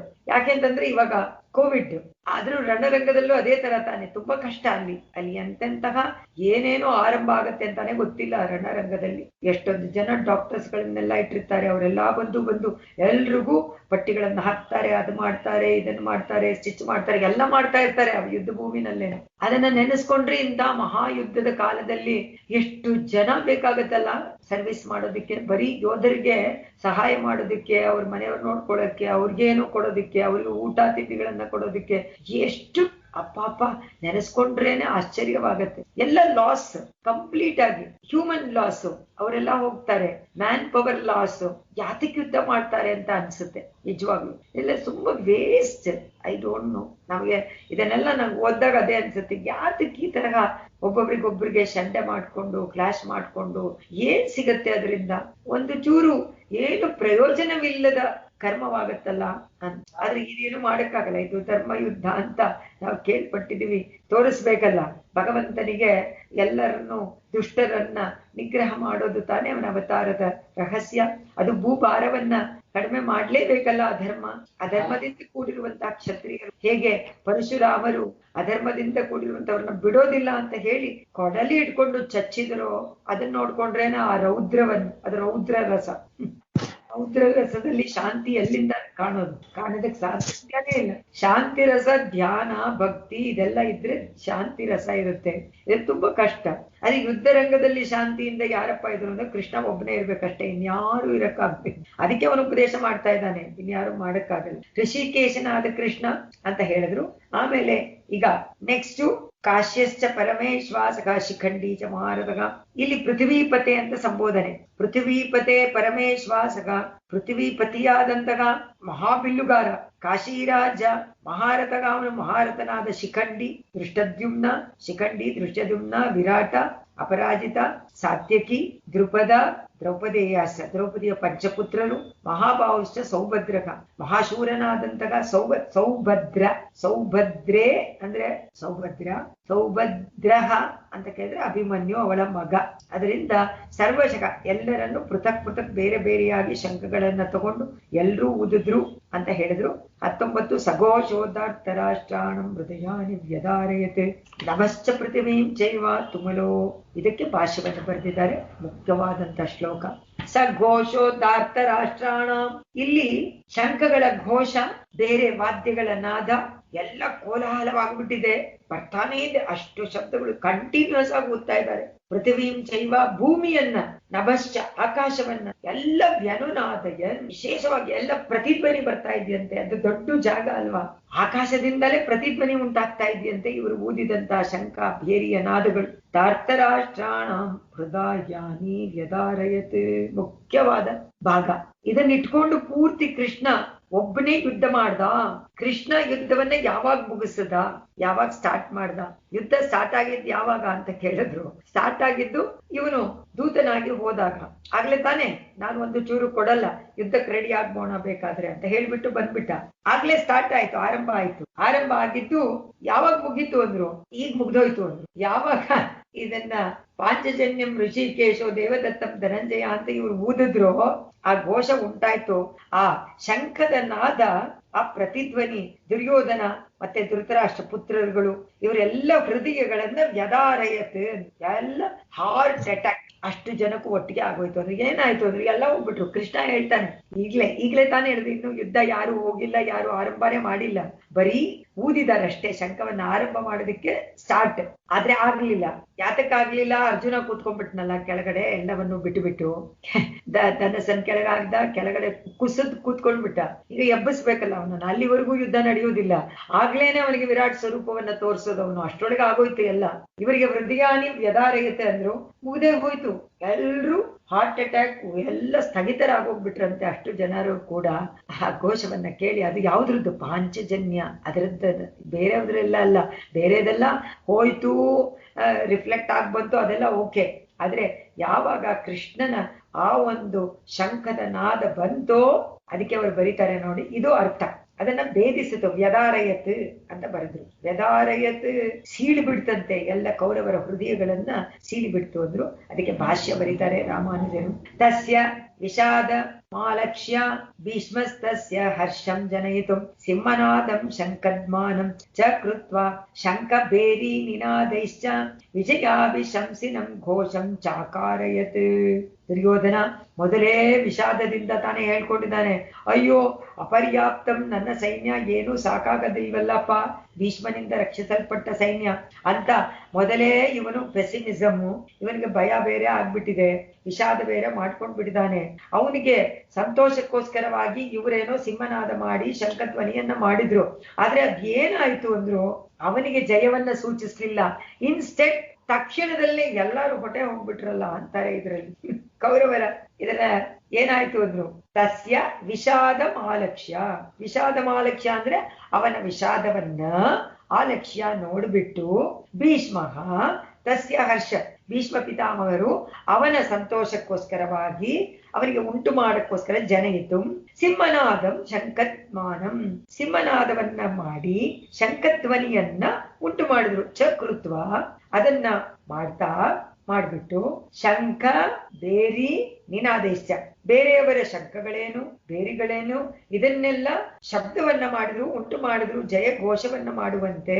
ಅದರಿಂದ ಇವರು ಯಾವುದನ್ನ ಆಸೆ ಪಡ್ತಾ ಇದ್ರು, ನಮಗೆ ಗಳಿಸ್ಬೇಕು, ನಮಗೆ ವಿಜಯ ಬರ್ಬೇಕು ಅಂತ ಆಸೆ ಪಡ್ತಾ ಇದ್ರು, ಅದನ್ನ ಸೂಚಿಸಕ್ಕೋಸ್ಕರವಾಗಿ ಭೀಷ್ಮ ಪಿತಾಮಹರು ಆತರ ಓದಿದ್ರು.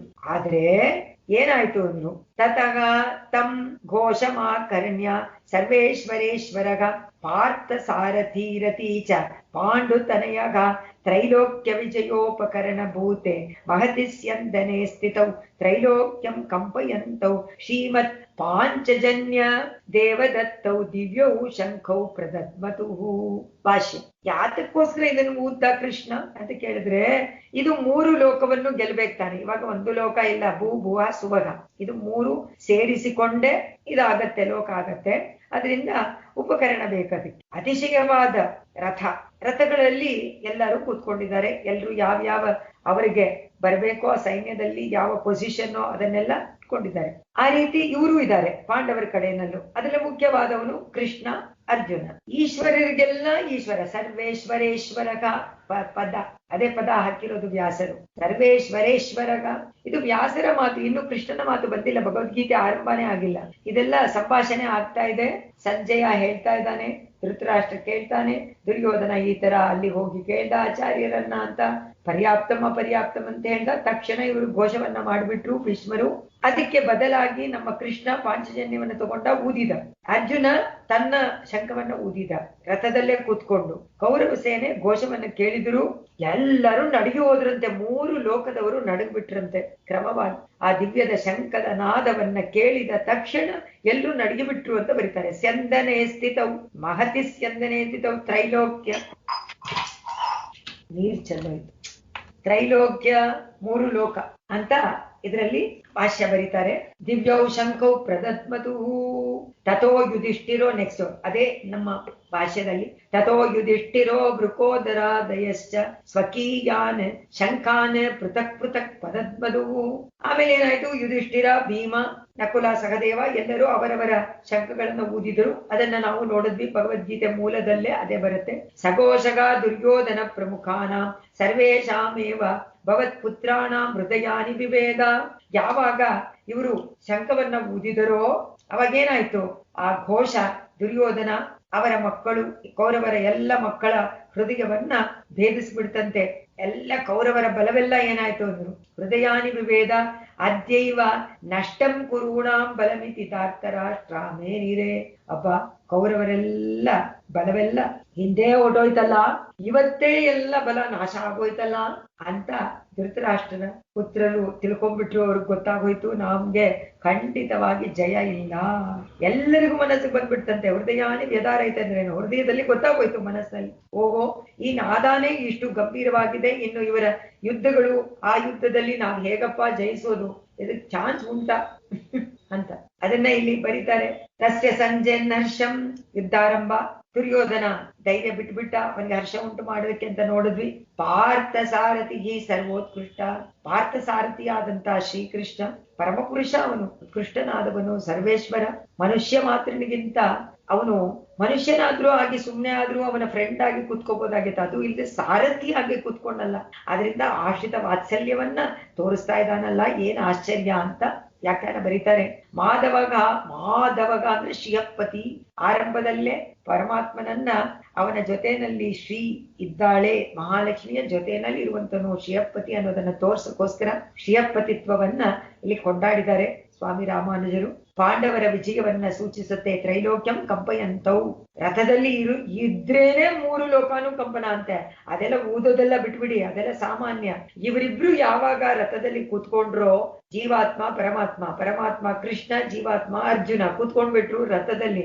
ಅದ್ ನೋಡ್ಬಿಟ್ಟೆ ಕಂಪನ ಸ್ಟಾರ್ಟ್ ಆಯ್ತಂತೆ 3 ಲೋಕದಲ್ಲಿ. ತ್ರೈಲೋಕ್ಯ ಯಾರ್ಯಾರಿದ್ರು ಎಲ್ರೂ ಕೂಡ ಅದೇ ಸಾಕು ಅಂತ ಭಾವ. ದಿವ್ಯವು ಶಂಖವು, ದಿವ್ಯವಾದ ಪಾಂಚಜನ್ಯ ದೇವದತ್ತ 2 ಶಂಖವು ಇದು ಅಪ್ರಾಕೃತವಾದಂಥದ್ದು. ಪರಮಾತ್ಮನ ಶಂಖ ಅಂತೂ ಕೇಳಲೇಬೇಡಿ, ಅವನ ಕೈನಲ್ಲಿ ಇರೋ ವಸ್ತುವೆಲ್ಲ ದಿವ್ಯವಾದದ್ದು.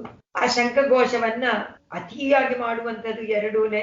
ಅವುಗಳ ಭೀಮ ಮಾಡ್ದ, ಇವನ್ ಮಾಡ್ದ ಅಂತೆಲ್ಲ ಹೇಳಿದ್ರು ಇಲ್ವೋ, ಎಲ್ಲರೂ ಪ್ರಸಿದ್ಧವಾದ ಶಂಖಗಳನ್ನೇ ಊದಿದ್ದಾರೆ. ದಾರ್ಥ ರಾಷ್ಟ್ರಾಣ ಹೃದಯಾನಿ. ಅದನ್ನ ಕೇಳಿದ ತಕ್ಷಣ ಆ ಹೇತು ಏನಾಯ್ತು, ಒಂದು ಕಾರಣವಾಯ್ತು ಅವರಿಗೆ ಹೃದಯಾಘಾತಕ್ಕೆ. ನಮ್ಮ ಸೈನ್ಯಕ್ಕೆ ಖಂಡಿತ ಜಯ ಉಂಟಾಗೋದಿಲ್ಲ ಅನ್ನೋದು ಅವ್ರು ನಿಶ್ಚಯ ಮಾಡ್ಕೊಂಡ್ಬಿಟ್ರಂತೆ. ನಾಶಾನೇ ಖಂಡಿತ ಅಂತ ಹೃದಯ ಭೇದ ಅನ್ನುವಂಥದ್ರಲ್ಲಿ ಅದನ್ನ ಸೂಚನೆ ಮಾಡಿದ್ದಾರೆ ವ್ಯಾಸರು. ಅತೀವ ಭಯ, ಅವ್ರಿಗೆಲ್ಲ ಭಯ ಉಂಟಾಯ್ತು.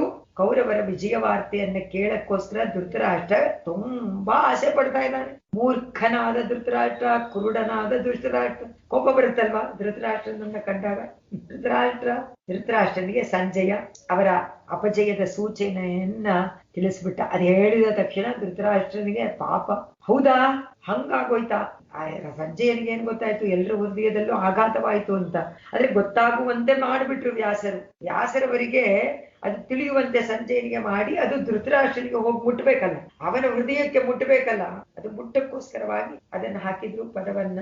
ಅಥ ವ್ಯವಸ್ಥಿರಾನ್ ದೃಷ್ಟ್ವಾ ಧಾರ್ತರಾಷ್ಟ್ರಾನ್ ಕಪಿಧ್ವಜ. 20ನೇ ಶ್ಲೋಕ. ಪ್ರವೃತ್ತೆ ಶಸ್ತ್ರ ಸಂಪಾತೆ ಧನುರ್ಧಮ್ಯ ಪಾಂಡವಗ ಋಷಿಕೇಶಂ ತದಾ ವಾಕ್ಯಂ ಇದಮಾಗ ಮಹೀಪತೆ. ಈಗ ಇಷ್ಟ ಆಯ್ತಾ, ಎಲ್ರು ಊದಿದ್ರ, ಶಬ್ದ ಜೋರಾಗಿ ಬರ್ತಾ ಇದ್ಯಾ? ಆಗ ಮಹೀಪತೆ ಧೃತರಾಷ್ಟ್ರ ಮಹಾರಾಜ ಧಾರ್ತರಾಷ್ಟ್ರಾನ ವ್ಯವಸ್ಥಿತಾನ್. ನೋಡಪ್ಪ, ಕೌರವರೆಲ್ಲ ದೃಢವಾಗಿ ನಿಶ್ಚಯ ಮಾಡ್ಕೊಂಡು ಬಿಟ್ಟಿದ್ದಾರೆ ಯುದ್ಧವನ್ನ ಮಾಡೋದಿಕ್ಕೆ. ಅದನ್ನ ನೋಡಿ ಕಪಿಧ್ವಜ ಅಂದ್ರೆ ಕಪಿಯನ್ನ ಧ್ವಜದಲ್ಲಿ ಇಟ್ಕೊಂಡಿರುವಂತವನು ಅರ್ಜುನ. ಅರ್ಜುನನ ರಥದಲ್ಲಿ ಆ ಧ್ವಜದಲ್ಲಿ ಯಾರಿರೋದು? ಆಂಜನೇಯನನ್ನ ಅದ್ರಲ್ಲಿ ಇಟ್ಕೊಂಡು. ಆಂಜನೇಯ ಯಾರು? ಮಹಾಬಲಶಾಲಿ ತಾನೆ. ಅವನನ್ನ ನೆನೆಸ್ಕೊಂಡ್ರೆ ಸಾಕು, ಬಲಂ ವೀರ್ಯಂ ಯಶೋ ವೃದ್ಧಿ ಎಲ್ಲಾನು ವೃದ್ಧಿ ಆಗುತ್ತೋ ಅಂತಹ ಆಂಜನೇಯ ಅರ್ಜುನ ಶಸ್ತ್ರ ಸಂಪಾತೆ ಪ್ರವೃತ್ತೆ. ಶಸ್ತ್ರಗಳನ್ನೆಲ್ಲ ಆರಂಭ ಮಾಡ್ಬೇಕಿನ್ನೇನು, ಎಲ್ಲ ಊದಿದ ತಕ್ಷಣ ಎಲ್ಲಾರು ತಗೋಬೇಕಲ್ವಾ ಶಸ್ತ್ರಗಳನ್ನ. Order, get ready set go, order ಅಂತಾರೆ. ಅವರೆಲ್ಲ ಶೂಟ್ ಮಾಡ್ತಾರೆ, ಶೂಟ್ ಆರ್ಡರ್. ಹಾಗೆ ಇವರು ಬಿಡ್ಬೇಕು. ಆರಂಭವಾಗ್ಬೇಕಾದ ಸಮಯದಲ್ಲಿ ತದಾ ಏನಾಯ್ತು? ಧನುಹು ಉದ್ಯಮ್ಯ ಋಷಿಕೇಶಂ ಇದಂ ವಾಕ್ಯಂ. ಆಗ ಧನುಸನ್ನ ಮೇಲೆ ತಿಟ್ಕೊಂಡಂತೆ ಯಾರು? ಅರ್ಜುನ ಧನುಸನ್ನ ಮೇಲೆ ಕೈಗೆ ಎತ್ಕೊಂಡಿಟ್ಕೊಂಡಂತೆ ಋಷಿಕೇಶಂ ಇದಂ ವಾಕ್ಯಂ. ಆಗ ಋಷಿಕೇಶನಾದ, ಇಂದ್ರಿಯಗಳನ್ನ ಜಯಿಸುವಂತ ಈಶನಾದ, ಅದಕ್ಕೆ ನಿರ್ವಾಹಕನಾದ ಶ್ರೀಕೃಷ್ಣನನ್ನ ಕುರಿತು ಈ ಮಾತನ್ನ ಹೇಳಿದ.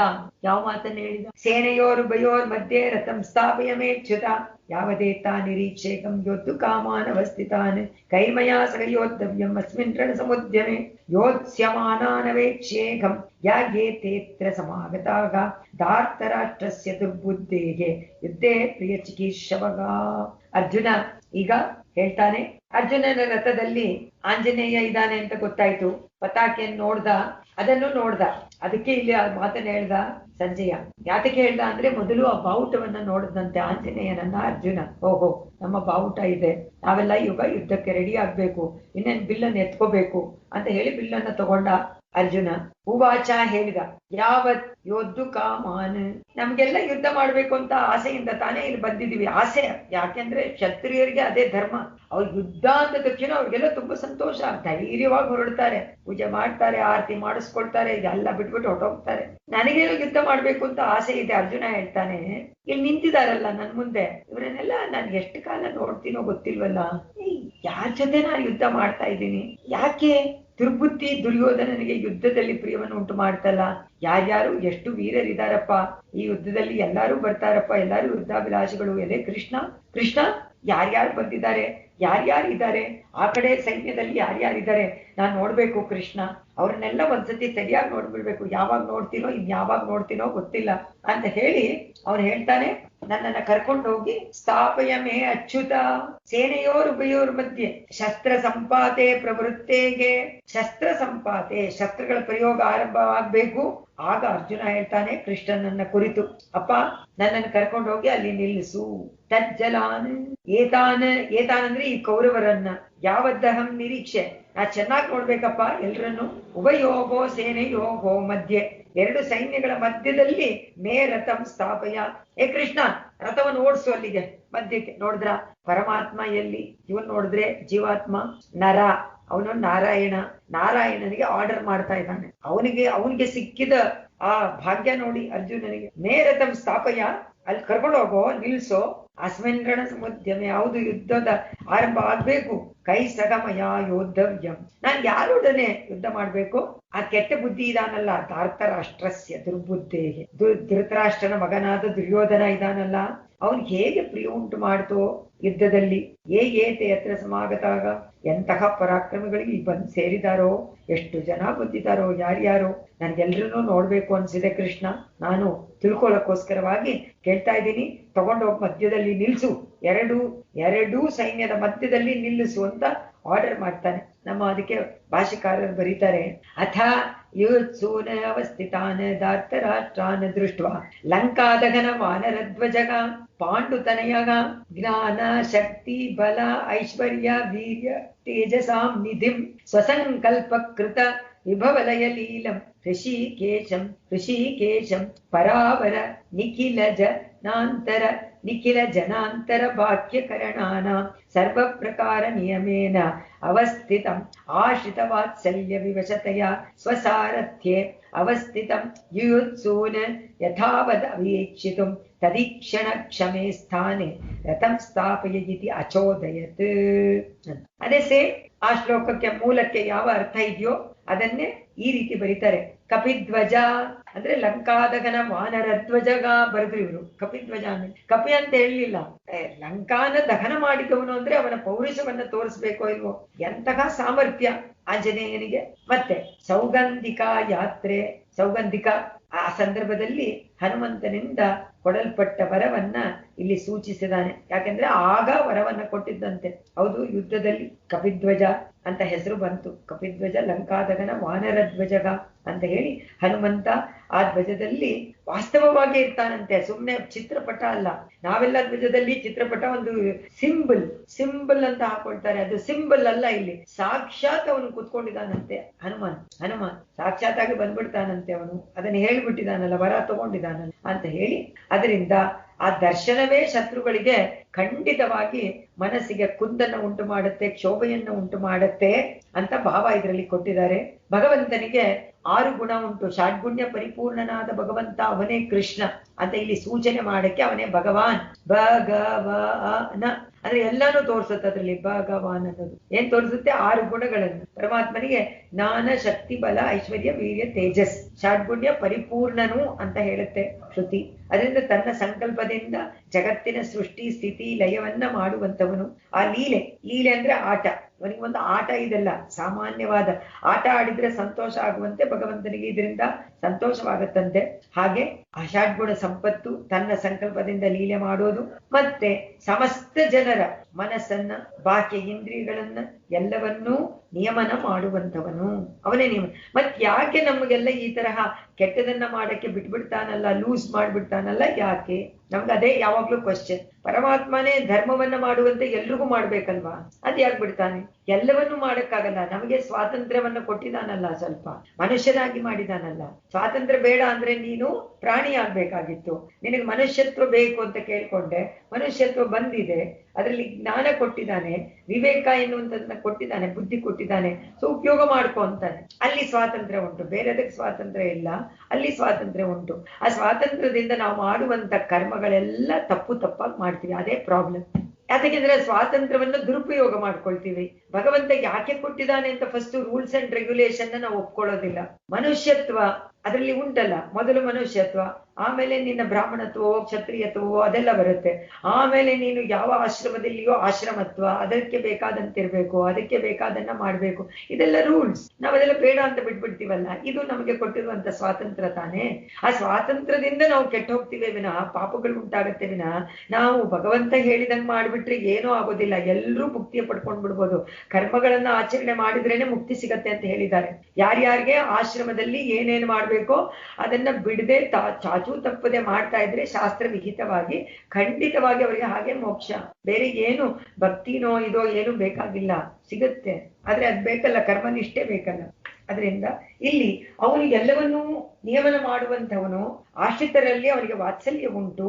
ಅದಕ್ಕೋಸ್ಕರವಾಗಿ ಸಾರಥಿಯಾಗಿ ಬಂದಿದ್ದಾನೆ. ಪರಾವರ ನಿಖಿಲ ನಿಯಮನೆ. ಪರಾವರ ಅಲ್ಲಿ ಒಂದು ಪದವನ್ನು ಹಾಕಿದ್ದಾನೆ. ಪರಾವರ ನಿಖಿಲ. ಪರಾವರ ಎಲ್ಲ ಸರ್ವವು ಎಲ್ಲಾ ರೀತಿಯಲ್ಲೂ ಅಂತ ಆ ಋಷಿಕೇಶ ಎನ್ನುವಂತಹ ಪದ ಎಲ್ಲವನ್ನೂ ನಿಯಮನ ಮಾಡುವಂಥವನು, ಒಂದೂ ಬಿಡದಂತೆ. ಸೃಷ್ಟಿ, ವೀರ್ಯ, ಜ್ಞಾನ ಇದೆಲ್ಲ ಋಷಿಕೇಶ ಎನ್ನುವಂತಹ ಶಬ್ದದ ಅರ್ಥವಾಗಿ ಮಾಡ್ತಾರೆ. ಇದರಲ್ಲಿ ಶಾಂಡಿಲ್ಯ ವಿದ್ಯೆ ಅಂತ ಬರುತ್ತೆ. ಅದನ್ನ ಇಲ್ಲಿ ಸ್ವಸಂಕಲ್ಪಥ, ಅದು ನಿಧಿ ಅಂತ ಹೇಳಿ, ತಜ್ಜಲಾನ್ ತಲ್ಲಲಯಂಗಚ್ಚತಿ, ಅವನಿಂದಲೇ ಹುಟ್ಟಿ ಅವನಿಂದಲೇ ಸ್ಥಿತಿಯಲ್ಲಿಟ್ಟು ಕಾಪಾಡಲ್ಪಟ್ಟು ಅವನಿಂದಲೇ ಲಯವನ್ನು ಮಾಡುವುದು. ಇದು ಶಾಂಡಿಲ್ಯ ವಿದ್ಯೆಯಲ್ಲಿ ಶಾಂತ ಉಪಾಸಿತ. ಅದನ್ನ ಆತರ ಉಪಾಸನೆ ಮಾಡ್ಬೇಕಂತೆ. ಅದು ಭಕ್ತಿಯ ಒಂದು 32 ವಿದ್ಯೆಯಲ್ಲಿ ಒಂದು ವಿದ್ಯೆ, ಅದು ಮಾರ್ಗ. ಆ ರೀತಿ ಆ ಭಗವಂತನನ್ನ ಹಾಗೆ ಉಪಾಸನೆ ಮಾಡಿದ್ರೆ ನಿಮ್ಗೆ ಮೋಕ್ಷ ಸಿಗತ್ತೆ ಅಂತಾನು ಅರ್ಥವನ್ನು ಮಾಡಿದ್ದಾರೆ ಋಷಿಕೇಶ ಶಬ್ದಕ್ಕೆ. ಕ್ರೀಡೆಯ ಹೃಷ್ಯತಿ ವ್ಯಕ್ತಂ ಈಶಸ್ಸನ್ ಸೃಷ್ಟಿ ರೂಪಯ ಋಷಿಕೇಶತ್ವಂ ಈಶತ್ವಂ ದೇವತ್ವಂ ಚಾಸ್ಯ ತತ್ ಸ್ಫುಟಂ. ಅವಿಕಾರಿತಯ ಜುಷ್ಟೋ ಋಷಿಕೋ ವೀರ್ಯ ರೂಪಯ ಈಶಕ ಸ್ವಾತಂತ್ರ್ಯೋಗೇನ ನಿತ್ಯಂ ಸೃಷ್ಟ್ಯಾದಿಕರ್ಮಣಿ ಐಶ್ವರ್ಯ ವೀರ್ಯ ರೂಪತ್ವಂ ಋಷಿಕೇಶತ್ವ ಮುಚ್ಯತೆ. ಸೊ ಋಷಿಕೇಶ ಅನ್ನೋದಕ್ಕೆ ಅಹಿರ್ಬುದ್ಧ ಸಂಹಿತೆಯಲ್ಲಿ ಈ ತರಹ ನಿರುಕ್ತಿ ಮಾಡ್ತಾರೆ. ಅದಕ್ಕೆ ಡೆಫಿನಿಷನ್ ಅಂದ್ರೆ ಋಷಿಕೇಶ ಸೃಷ್ಟಿ ಕ್ರೀಡೆಯ ಹೃಷ್ಯತಿ. ಅವನು ಈ ಸೃಷ್ಟಿ ಸ್ಥಿತಿ ಲಯವನ್ನು ಒಂದು ಕ್ರೀಡೆ, ಭಗವಂತನಿಗೆ ಲೀಲೆ. ಅದರಿಂದ ಹೃಷ್ಯತಿ, ಹರ್ಷವಾಗತ್ತೆ, ಅದನ್ನ ವ್ಯಕ್ತಪಡಿಸ್ತಾನೆ. ಈಶಸ್ಸನ್ ಸೃಷ್ಟಿ ರೂಪಯ ಅಂದ್ರೆ ಎಲ್ಲವನ್ನೂ ಸೃಷ್ಟಿ ಮಾಡುವಂಥದ್ದು. ಮತ್ತೆ ಋಷಿಕೇಶತ್ವಂ ಇಂದ್ರಿಯಗಳನ್ನ, ಹೃಷಿಕ ಅಂದ್ರೆ ಇಂದ್ರಿಯಗಳನ್ನ ಅಡಗಿಸಿ ಇಟ್ಟುಕೊಳ್ಳುವಂಥದ್ದು. ಅದಕ್ಕೆ ಈಶನಾಗಿರುವಂಥವನು. ಅದರಿಂದ ಅವನು ಈಶ. ದೇವತ್ವ ಇದೆ. ಚ ಅಸ್ಯ ತತ್ಸ್ಫುಟಂ. ಅದರಿಂದ ಅದು ಅವನ ಈ ಒಂದು ಸೃಷ್ಟಿ ಸ್ಥಿತಿ ಲಯವನ್ನು ಮಾಡುವಂತಹ ಕಾಲದಲ್ಲಿ ಅವರು ಋಷಿಕೇಶ ಅನ್ನೋದು ಬಹಳ ತಿಳಿಯಾಗಿ ಚೆನ್ನಾಗಿ ತಿಳಿಯುತ್ತೆ ಅಂತಾರೆ, ತಿಳ್ಕೊಳ್ಬಹುದು. ಅದರಿಂದ ಎಲ್ಲ ಇಂದ್ರಿಯಗಳು ಯಾವ್ಯಾವ ರೀತಿ ಏನ್ ಕೆಲಸ ಮಾಡ್ಬೇಕು ಅದನ್ನೆಲ್ಲ ಖಂಡಿತವಾಗಿ ಅವನು ಭಗವಂತನ ಆಜ್ಞೆಯಿಂದ ಮಾಡುತ್ತೆ ಅಂತ ಹೇಳಿದ್ರು. ಇಲ್ಲಿ ರಥ, ನಮ್ಮ ಇದರಲ್ಲಿ ಉಪನಿಷತ್ತಲ್ಲಿ ಹೇಳುವಂತೆ ಆತ್ಮಾನಂ ರತಿನಂ ವಿದ್ಯೆ ಅಂತ ಹೇಳಲ್ವಾ, ಹಾಗೆ ರತಿ ಯಾರು, ಆತ್ಮ ಯಾರು, ಆ ಇಂದ್ರಿಯಗಳೆಲ್ಲ ಕುದುರೆಗಳು ಅಂತೆಲ್ಲ ತೋರಿಸ್ತಾರೆ ನಮ್ಗೆ. ಅದರಿಂದ ಈ ಕುದುರೆಗಳನ್ನ ನಿಯಮನ ಮಾಡೋದು ತುಂಬಾ ಕಷ್ಟ. ಎಲ್ಲಿ ಅಂದ್ರೆ ಅಲ್ಲಿ ಓಡ್ತಾ ಇರತ್ತೆ ನಮ್ಮ ಇಂದ್ರಿಯಗಳು. ಅವಿಕಾರಿತೆಯ ಜುಷ್ಟೋ ಋಷಿಕೋ ವೀರ್ಯ ರೂಪಯ. ಅದರಿಂದ ಅದನ್ನೇನ್ ಮಾಡ್ಬೇಕು ಅಂತ ಹೇಳಿದ್ರು, ನಾವು ಸ್ವಾತಂತ್ರ್ಯ ಯೋಗೇನ ನಿತ್ಯಂ ಸೃಷ್ಟ್ಯಾದಿಕ್ರಮಣಿ. ಭಗವಂತನಿಗೆ ಸ್ವಾತಂತ್ರ್ಯ ಉಂಟು. ಆ ಸ್ವಾತಂತ್ರ್ಯದಿಂದ ಅವನು ಇದನ್ನೆಲ್ಲ ಪ್ರತಿ ಕ್ಷಣದಲ್ಲೂ ಮಾಡ್ತಾ ಇದ್ದಾನೆ. ಆದ್ರೆ ನಮಗೆ ಒಂದು ಸ್ವಾತಂತ್ರ್ಯ ಕೊಟ್ಟಿದ್ದಾನೆ.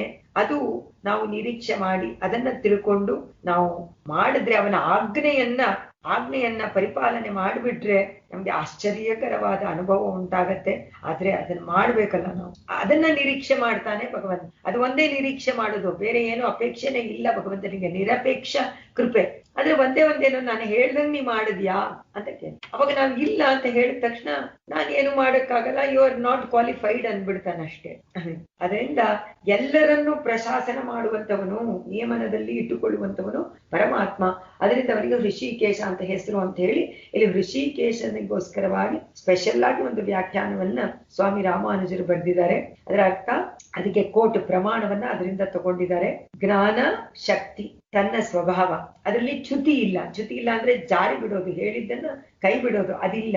ಅದು ಅಚ್ಯುತ ಅಂತ ಶಬ್ದ ಅದನ್ನ ತೋರಿಸುತ್ತೆ. ಅದರಿಂದ ಇಲ್ಲಿ ಅಚ್ಯುತ ಪ್ರಯೋಗ ಇದೆ. ಋಷಿಕೇಶ ಅನ್ನುವಂತ ಎರಡು ನಾಮಗಳು ಭಗವಂತನದ್ದು ಮೊದಲೇ ಹೇಳಿದ್ದಾರೆ. ಅದನ್ನ ಇದರಲ್ಲಿ ಬಹಳ ಸುಂದರವಾಗಿ ವ್ಯಕ್ತಪಡಿಸಿದ್ದಾರೆ ರಾಮಾನುಜರು.